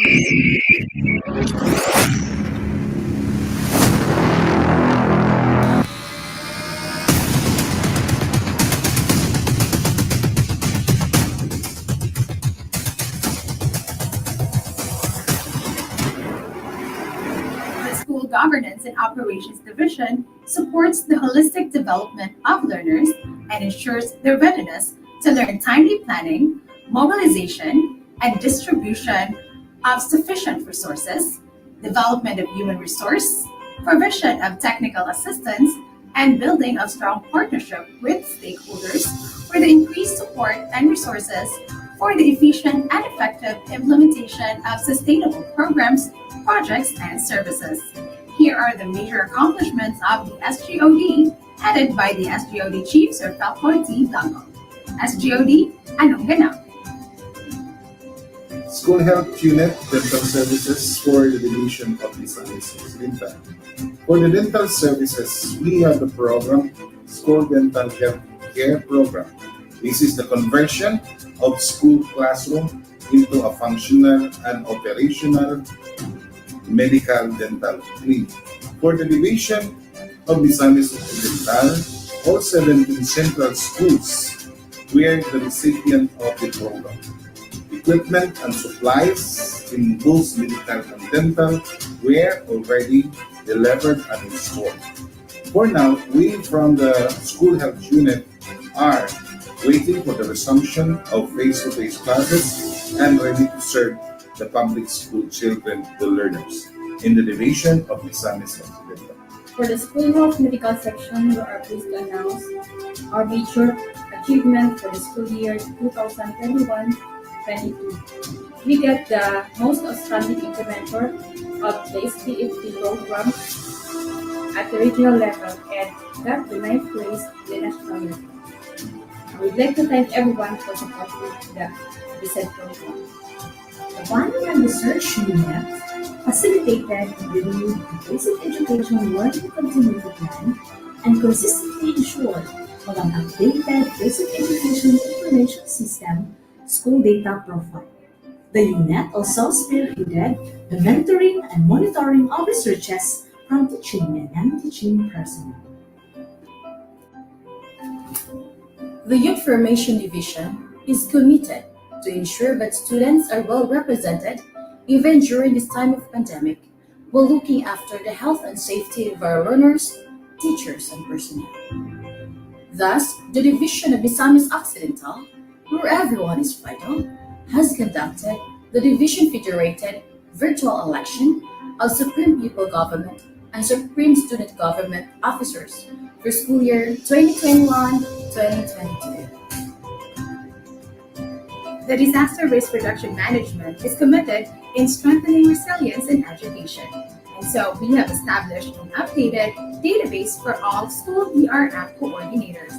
All 337 schools were accounted for, and we were able to provide a platform where they can provide incidental reports with urgency and accessibility. For the human resource development, we intensified the teacher induction program with a webinar series entitled Live to Teach for the newly hired teachers, newly promoted teachers 2 and 3, and master teachers. Live to Serve for newly hired school administrators and public school district supervisors, in order for them to affect the school and community. We have also strengthened the Republic Act 9184 and its implementing rules and regulations with an online webinar series for division and students next week. Monitoring and Evaluation Unit is used to assess the performance of programs, projects, and activities implemented in the division of Misamis Occidental. Its goal is to improve current and future management of outcomes, outputs, and the impact to the field. This assessment is done through the quarterly conduct of the Vision Monitoring, Evaluation, and Adjustment, or the MAEA. Technical assistance is given to the concerned. Precision mobilization and networking ensures the provision of technical support in sustaining and strengthening relationships and collaboration of education partners and stakeholders, and mobilizing resources. And of course, providing also technical assistance to support special programs and projects towards increasing access to and enhancing the delivery of quality basic education. This year, we successfully implemented the 2021 Brigada Eskwela with focus on Brigada Pamasa.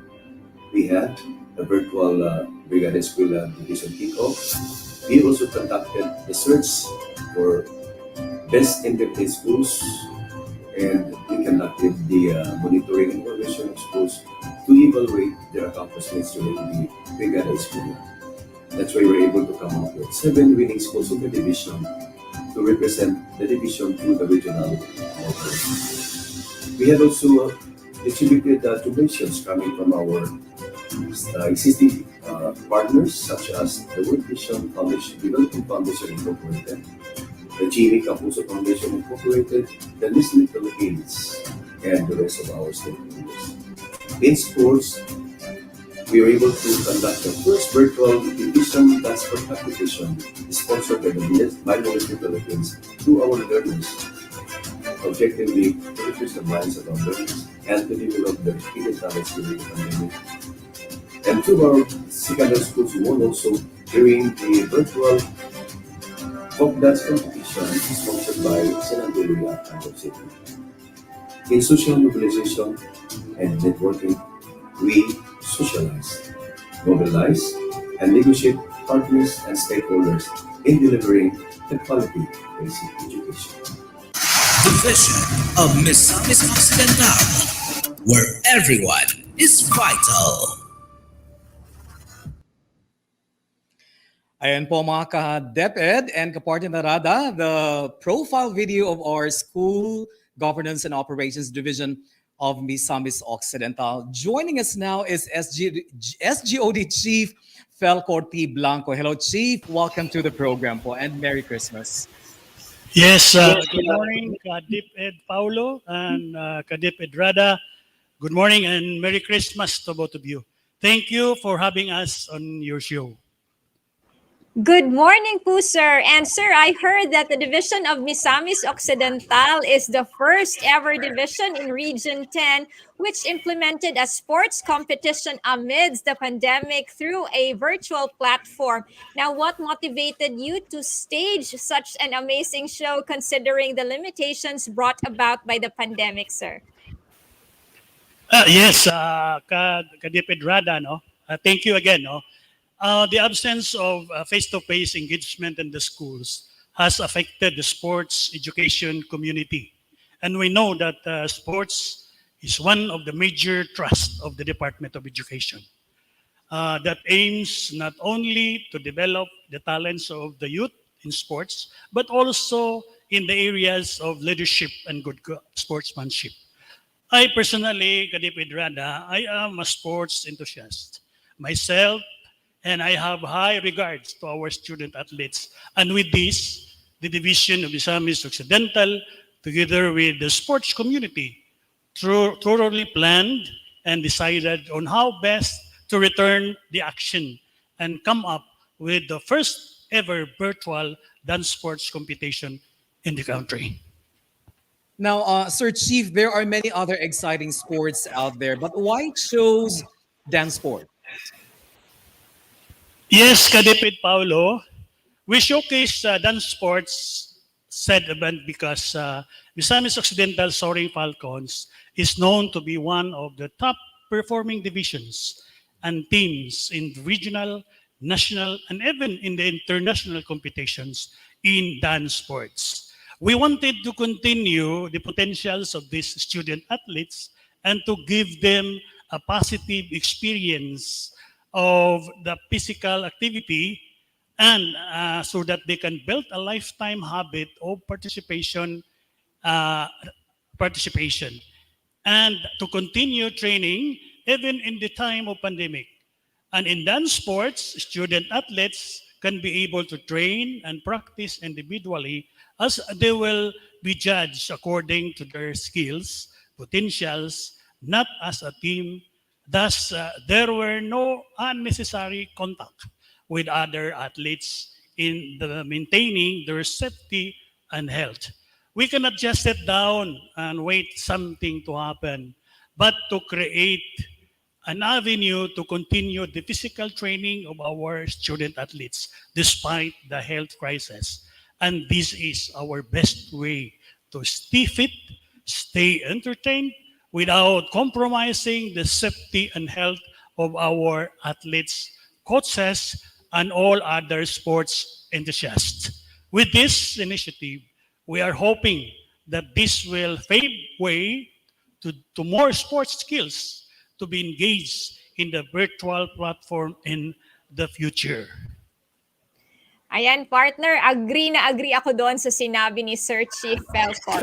Anyway, Kadipid Paulo, Kadipid Rada, can I take this opportunity to invite our DepEd, Kadiped teachers in the whole of Region 10 to watch, enjoy, and listen to the music of the seventh chord for the first a decade of the seventh chord, a digital concert for a cause.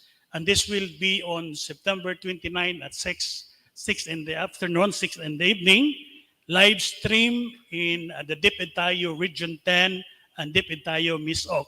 You know, the proceeds of this concert will go direct, no, and will be sent to SBO Siargao, the victims of Odette Typhoon. So we are inviting everyone to experience, no, to listen and enjoy, and then to share also the blessings. Thank you, Kadiped and Kadiped Rada and Kadiped Paulo. Well, yes, thank Sir you also, Felcor. Chief. Yes Sige, po. partner. Sir Felcor, ulitin lang po natin, kailan po yung concert, sir? December 29, 2021 at 6 p.m. in the evening, Kadiped Rada. Ayun po, live po tayo sa DepEd Philippines. Am I correct? DepEd tayo Region 10 and DepEd tayo Misamis Occidental Division. Yeah, Okay tama ka po. dyan, And hopefully, partner. partner. Yes, Kasi hopefully. post natin yan sa Department of Education Region 10 na Facebook natin kung saan mapapanood din yan via DepEd Philippines. Tama ba, Direk? Na, kung i-cross-post natin, yes. Okay, perfect. Thank you. Okay po. Thank you din po, sir. And also, we have with us today the tournament manager of the virtual dance sport competition, si Mr. Jason Kiano. Sir, as the tournament manager of the dance sport event, what challenges, if any, did you encounter during the first division-wide virtual dance sport competition? Thank you so much, DepEd Rada. First of all, it's an honor and privilege to be here today alongside with our SGOD Chief, Sir Philcor T. Blanco. Yes, challenge was the big word, and waiting for something to come for us to start isn't our thing. The challenges that we have encountered during the conduct of the first divisional virtual dance sport competition are the following. We have the COVID-19 health restrictions. Of course, with the virus lurking around, we have to abide by the health protocols, and it is a challenge since this is all new to us. Another concern was the insufficient competitive skills and execution, particularly on the sport itself, which is dance sport, as well as the mechanics as to how this activity should be conducted. We had some issues also with regards on the number of the participating athletes, since there are specific categories that have to follow in the competition proper. Some of the best contenders of the different schools and municipalities have already graduated and they can no longer compete to the said event. Lastly, we have concerns on the unannounced power interruptions and poor internet connectivity in the respective areas. This is probably one of the most common concerns that were raised in our virtual activity. Ayun, partner. Ayun, mga pagsubok lamang yon, partner. Anyway, with all those challenges that you have mentioned po, sir, how were you able to overcome them? Okay, thank you so much again, Cadet Pedrada. Driven with the humongous desire to realize this activity, the MisOcc Falcons, through the efforts of our SGOD Chief Sir Philcor T. Blanco and the Division Sports Coordinator Sir Ricardo Lapez, and with the leadership of our SDS Sir Edwin R. Maribuhok and ASDS Sir Eugene I. Macahis Jr., we were able to conquer them by maximizing the resources that we have. To address the challenges prompted, we look into the strengths and opportunities and even proposed intervention to aid them. Dance Sport on Wheels was conducted to all the 14 competing municipalities and provided technical assistance, particularly having dance sport sessions and consultation. Allow me also to mention along the way on some of this high caliber dance sport technical dance team. We have Danny Leopoldo, a master teacher one of Clarine National High School, Sir Rudy Mahinay of Katipunan National High School, Sinacaban District, and Ms. May Amorin of Laluan Elementary School of Bonifacio West District. Indeed, Ma'am Rada, teamwork plays a vital role in realizing this activity, since everyone in the team have contributed to the success of this event. We coordinated with the electrical companies in our areas to avoid unannounced power interruptions. We also tapped our IT experts to facilitate the conduct of this activity. And of course, we have our medical team who assisted us in ensuring the health and safety of all the key players in our virtual event. The unwavering support also of our LGUs and stakeholders have greatly contributed in terms of financial and moral support. To conduct this virtual sports competition in the Department of Education amidst COVID-19, it is really a heartwarming experience to serve our young learners and be the best version of themselves, to soar high and to bring home the beacons, not just for the division and the region, but to the country, Philippines as well. Above all, without the divine providence of our Almighty God, none of this will be possible. Bral palad-palad, ug maayong buntag kanatong tanan. Ayan po, daghang salamat. Anyway, partner, I'm truly impressed with what our guests have shared with us today. From the highest positions down to the lower positions, for sure, if we only had invited a teacher today, the teacher would share countless meaningful experiences about the delivery of instruction in this new normal. Naway pagpatuloy po ninyo ang inyong magagandang gawain at programa at sigurado po ang suporta ng Region 10 sa inyong lahat.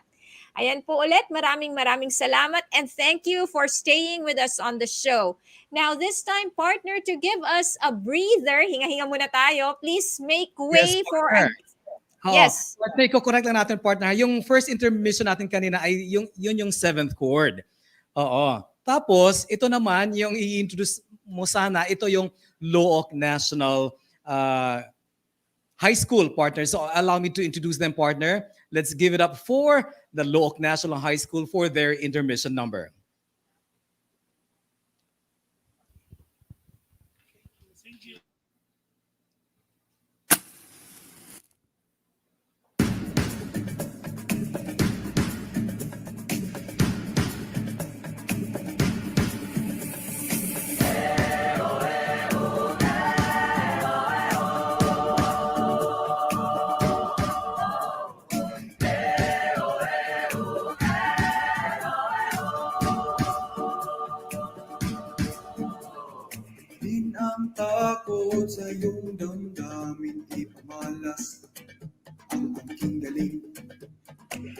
buong tapang harapin ang buhay, yakapin ang tagumpay.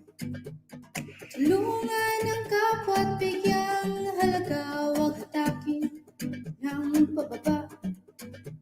Isipin huwag sana ang sarili lang, pag-isama't bayanihan. Subukan natin isulong at ligawan ang gandang bukas. Ikaw at ako magkasama tayo, silubungin ang kinabukasan.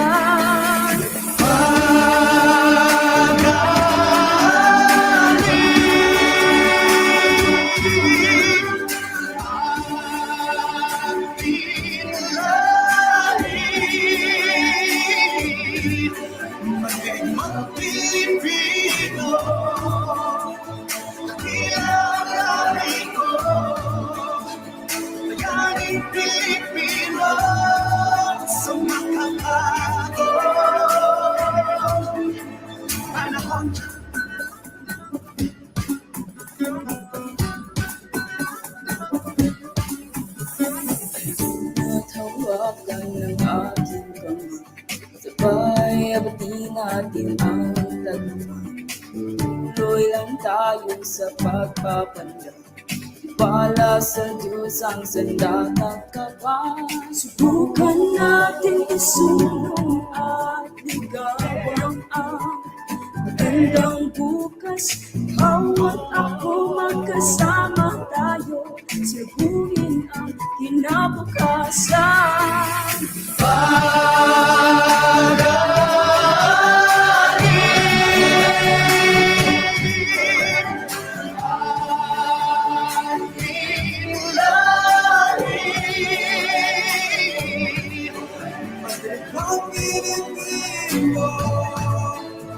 Dakilang lagi ko, Yaning Pilipino, sumakabago.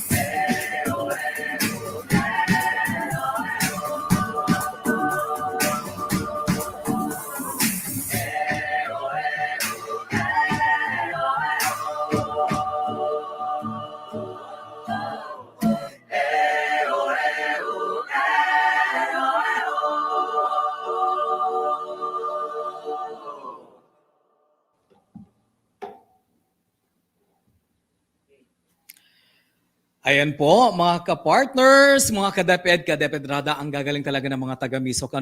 Aside from their dedication toward work and impressive innovations and programs, they also have definitely the talents. Tunay nga na wala nang hanapin pa sa sangay na ito, ka-partner.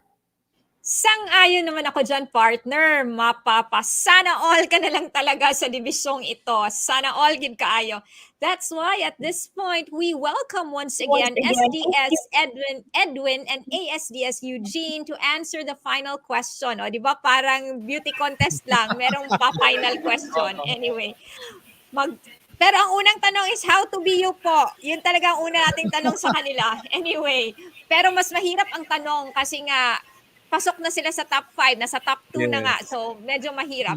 Anyway, ASDS Edwin and ASDS Eugene, what is your message to all our colleagues and stakeholders for their overwhelming support? Can you share with us your message to all our viewers po? Thank you very much, DepEd Rada and DepEd Paulo. It's actually heartwarming that we are given the chance to thank all DepEd MisOcc personnel, both teaching and non-teaching. My heart is filled with profound gratitude sa tanan gyud then also to the LGUs for their support sa atong DepEd endeavors. And then to the parents, to mga learners who have become very strong link and partners in educating our children. And of course, to all our teachers, school heads, and personnel whose unwavering commitment and dedication to service are beyond question. I also would like to thank the leadership of our regional director, our dear RD Art, for all the awards and recognitions we received this year. All hard work are paid off, so to speak. And of course, to the Almighty for His unceasing guidance and protection. The same gratitude to all mentioned by SDS Edwin Maribohok.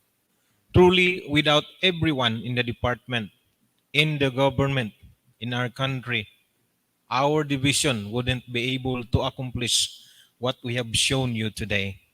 Kaya maraming salamat po sa inyo. Ayan po. Once again, thank you very much, SDS Edwin and ASDS Eugene, for your time, your passion and courage in your work are indeed contagious. We look forward to another episode with you soon. Sa makausap pa, daghang salamat SDS Maribohog and ASDS Makahis, and to all our men and women from the division working behind the success of the Misamis Occidental division. It has been a day filled with information and fun. And syempre, ang dami po nating natutunan at marami tayong baon, partner, pagkatapos ng programa natin ito. Partner. At dahil nasabi mo na marami kang baon, pakishare nga naman dyan. Ano yung mga takeaways mo galing sa episode natin ngayon? Kasi ito ang final episode natin for 2021, partner. Ano yung Right. anong Well, I would like to takeaways mo for quote, today? yeah, tama, partner. I would like to quote SDS Maribhog and ASDS Makahis nung sinabi nila na visions before victories, tapos yung struggles before success. At syempre, gratefulness. Hindi natin kakalimutan yan, partner. Ayan, partner, nakahila kong lansang sa imong mga realizations for today. Ikaw, how about you? Unsa may mga hugot nimo? What are your takeaways, partner? As for me, partner, and the world and the universe, rather, I learned that in order to succeed, constant communication is indispensable. We need to listen to everyone, to include them, and succeed with them. Ayan, partner. And I thank you. Ayan.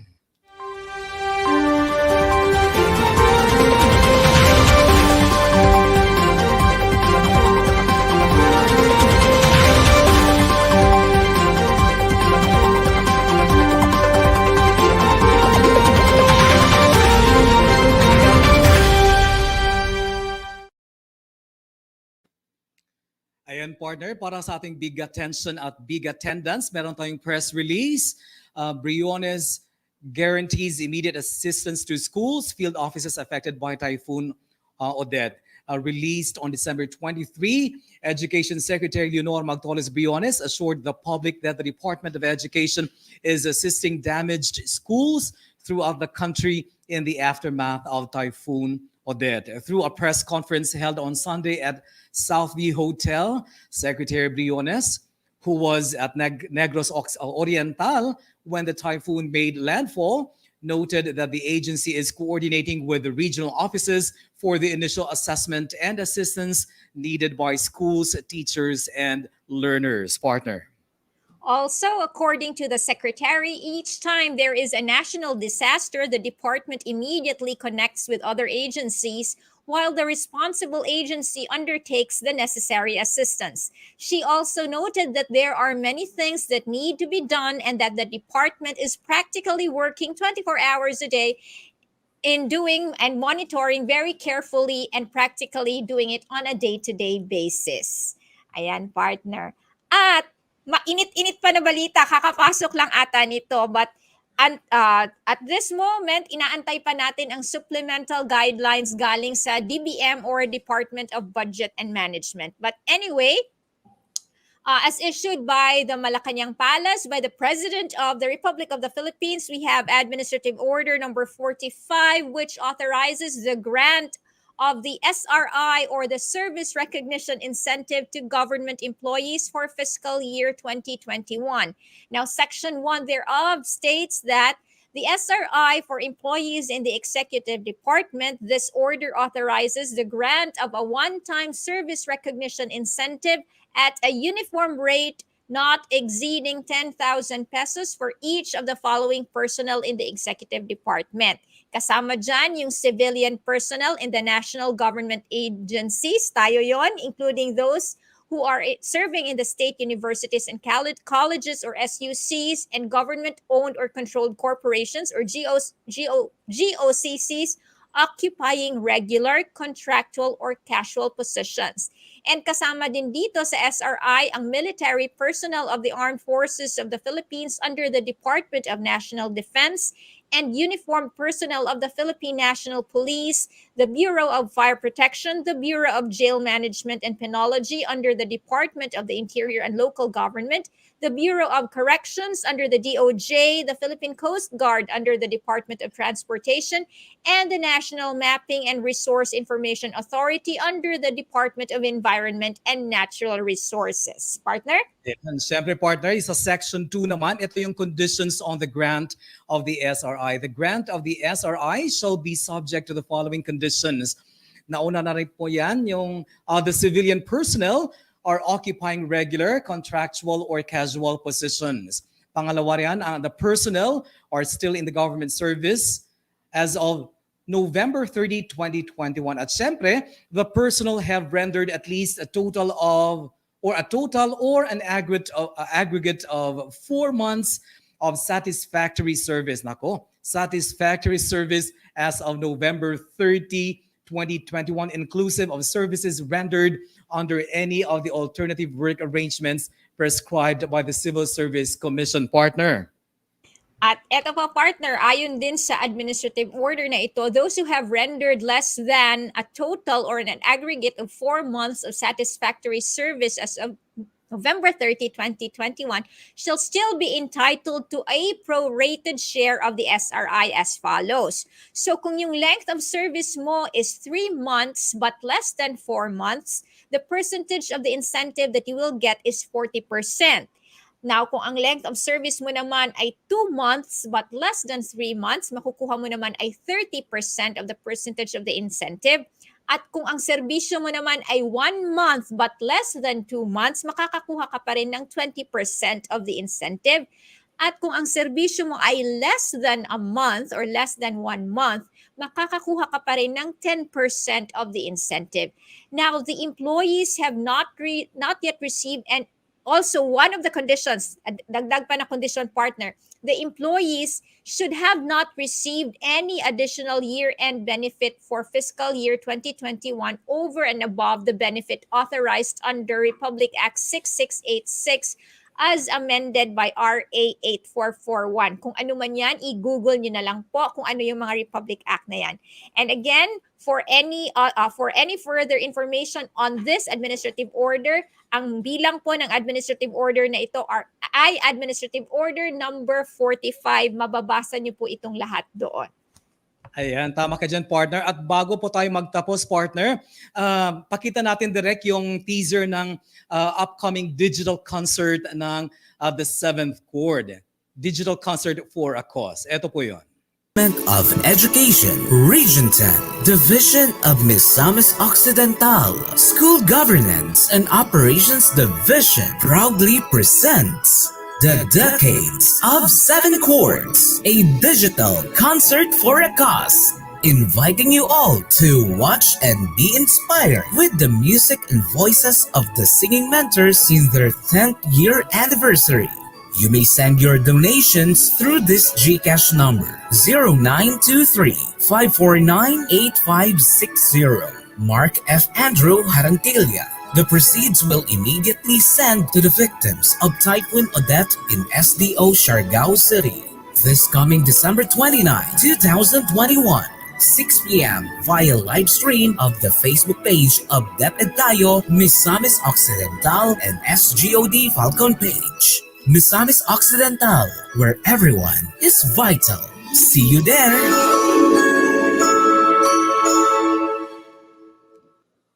Ayan po. And partner, paano ko ba sasabihin to?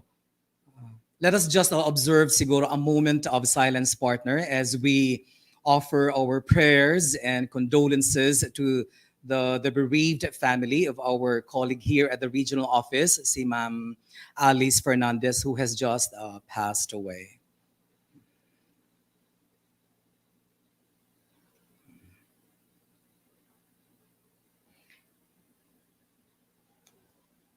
At saka siguro partner, yung allow me to share, may pinost kasi si Doc Myra, yung medical officer natin, no, napakaganda po ng pinost niya. Ito po yon.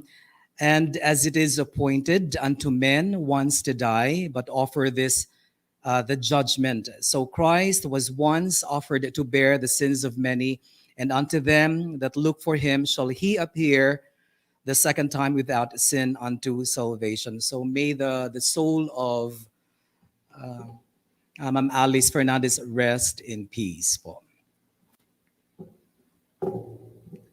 Ayan po, and just before we again end the show, Direk, pwede pang last shout out tayo for this year sa ating mga live viewers. Ayan, partner. Uumpisan ko. Ayan, from Joanne Carabal. Good morning po, watching from Mamanga Elementary School, Paridel South District Division of Misamis Occidental.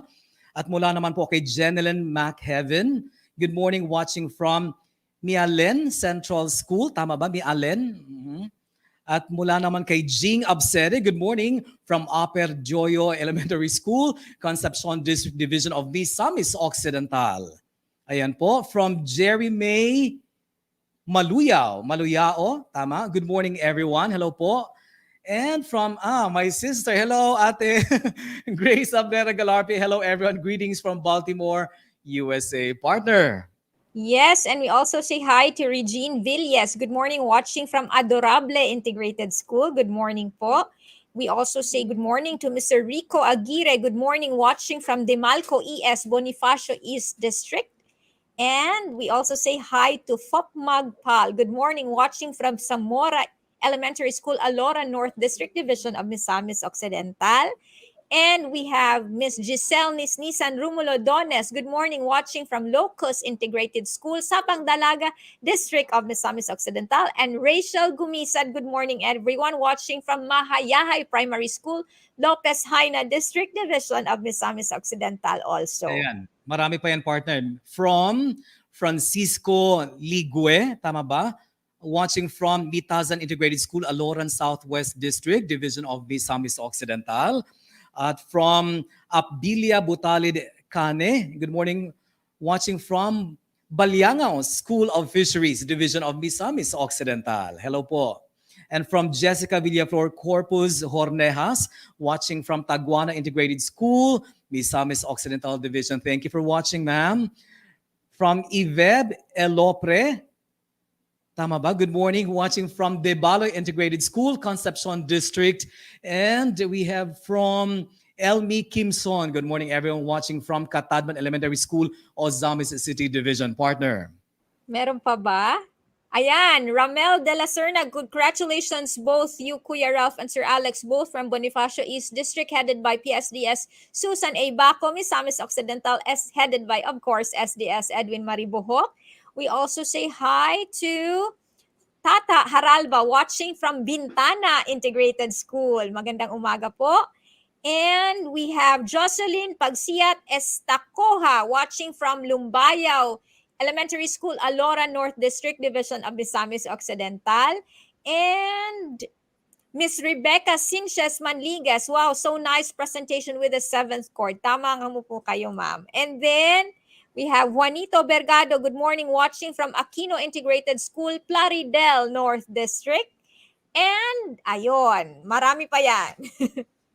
Sige.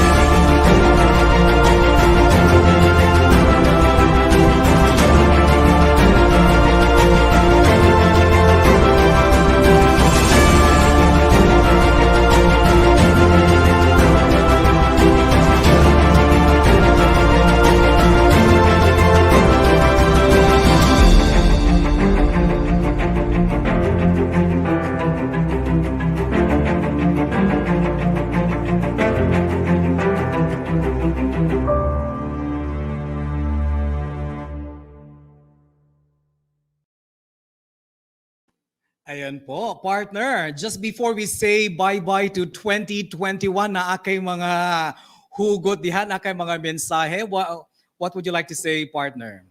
Well, partner, the year 2021 has been a good year for the Bigat team. I'm very sure of that. And I'm very sure that the whole team will continue to work hard, even work harder para mas mapaganda ang ating show para sa kanila. And mukhang ready naman na tayo. Marami tayong plano at gagawin natin yung mga plano natin. Di ba, partner? Tama, tama. Anyway, gusto kong gamitin yung hashtag na pinost ko yesterday, partner. Una-una siguro, honored. Honored talaga. Honored to be working with a Bigat team. Honored to be here. Honored. Ang dami. At saka, gratefulness, partner. We are definitely grateful for all the awards that we have received. Tapos yung grateful din tayo sa active participation ng ating mga schools division offices, yung ating counterparts na information officers, yung ICT officers and technical staff ng 14 schools division offices, at saka yung mga school information coordinators natin na nag-guest din sa atin sa kanilang bigaten DepEd TuesTEN na segment. Ayan, grateful tayo doon. At syempre sa suporta ng ating DepEd Regional Office 10 family, kasama na ang buong DepEd Region 10. Grateful tayo doon. At we accept the challenge, partner. Sinabi mo nga marami tayong plano.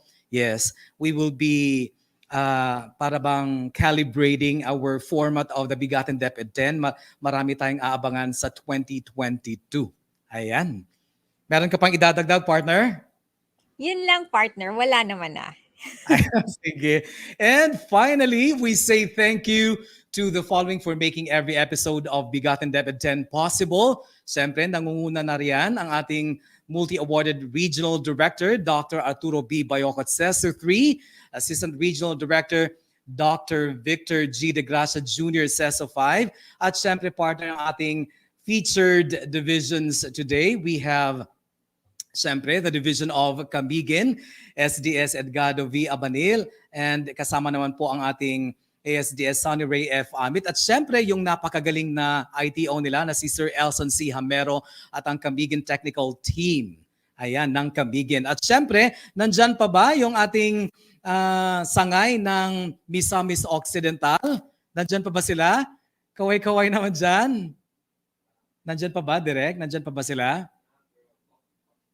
Naka-off yata yung camera nila. Siyempre, headed by the Schools Division Superintendent SDS Edwin R. Maribuhok at ASDS Eugene I. Macahis Jr. At siyempre, yung kanilang CID Chief Samuel C. Silacan, SGOD Chief Felcor T. Blanco, Principal 2 Alexito L. Pancho, Principal 2 Ralph C. Castillon. Ayan, nandyan pa ba sila?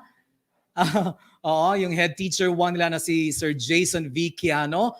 Of course, si Sir Ronnie Ray M. Portacion, DIO Ellen Kendra M. Dampor, at saka yung Misamis Occidental Technical Team. Kaway-kaway naman dyan. Well, nandyan lang yan sila. Ayan! Oo, ayan. Oo, si Sir Ronnie Ray. Oo, si Ma'am Ellen Kendra. At saka, sino yung isa? Si Ma'am. Si Ma'am? Valerie? Si Ma'am Valerie, tama ba? Ayan.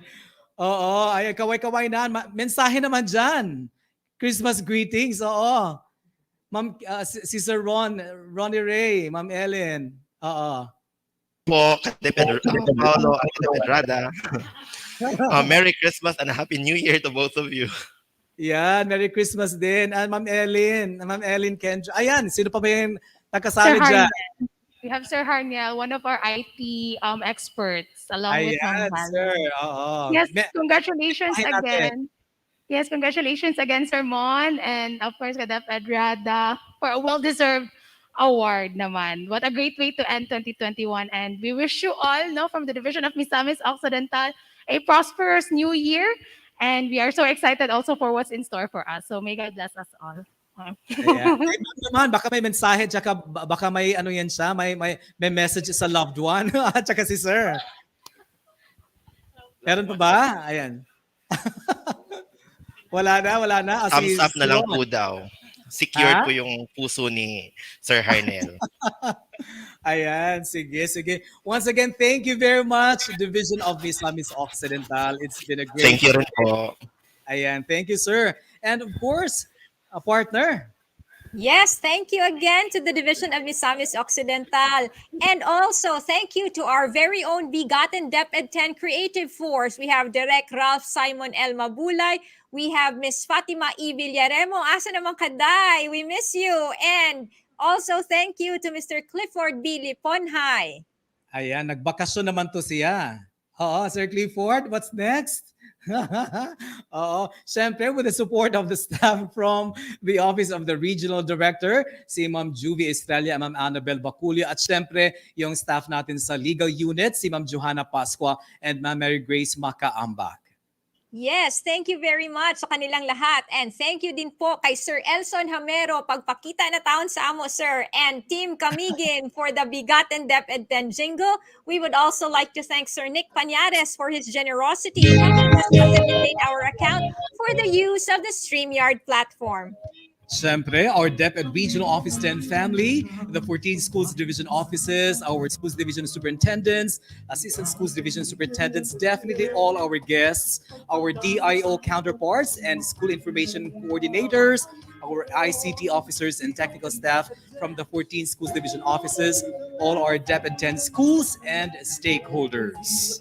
Salamat din po sa lahat ng ating mga ka-DepEd at sa lahat ng nanunood sa atin ngayon.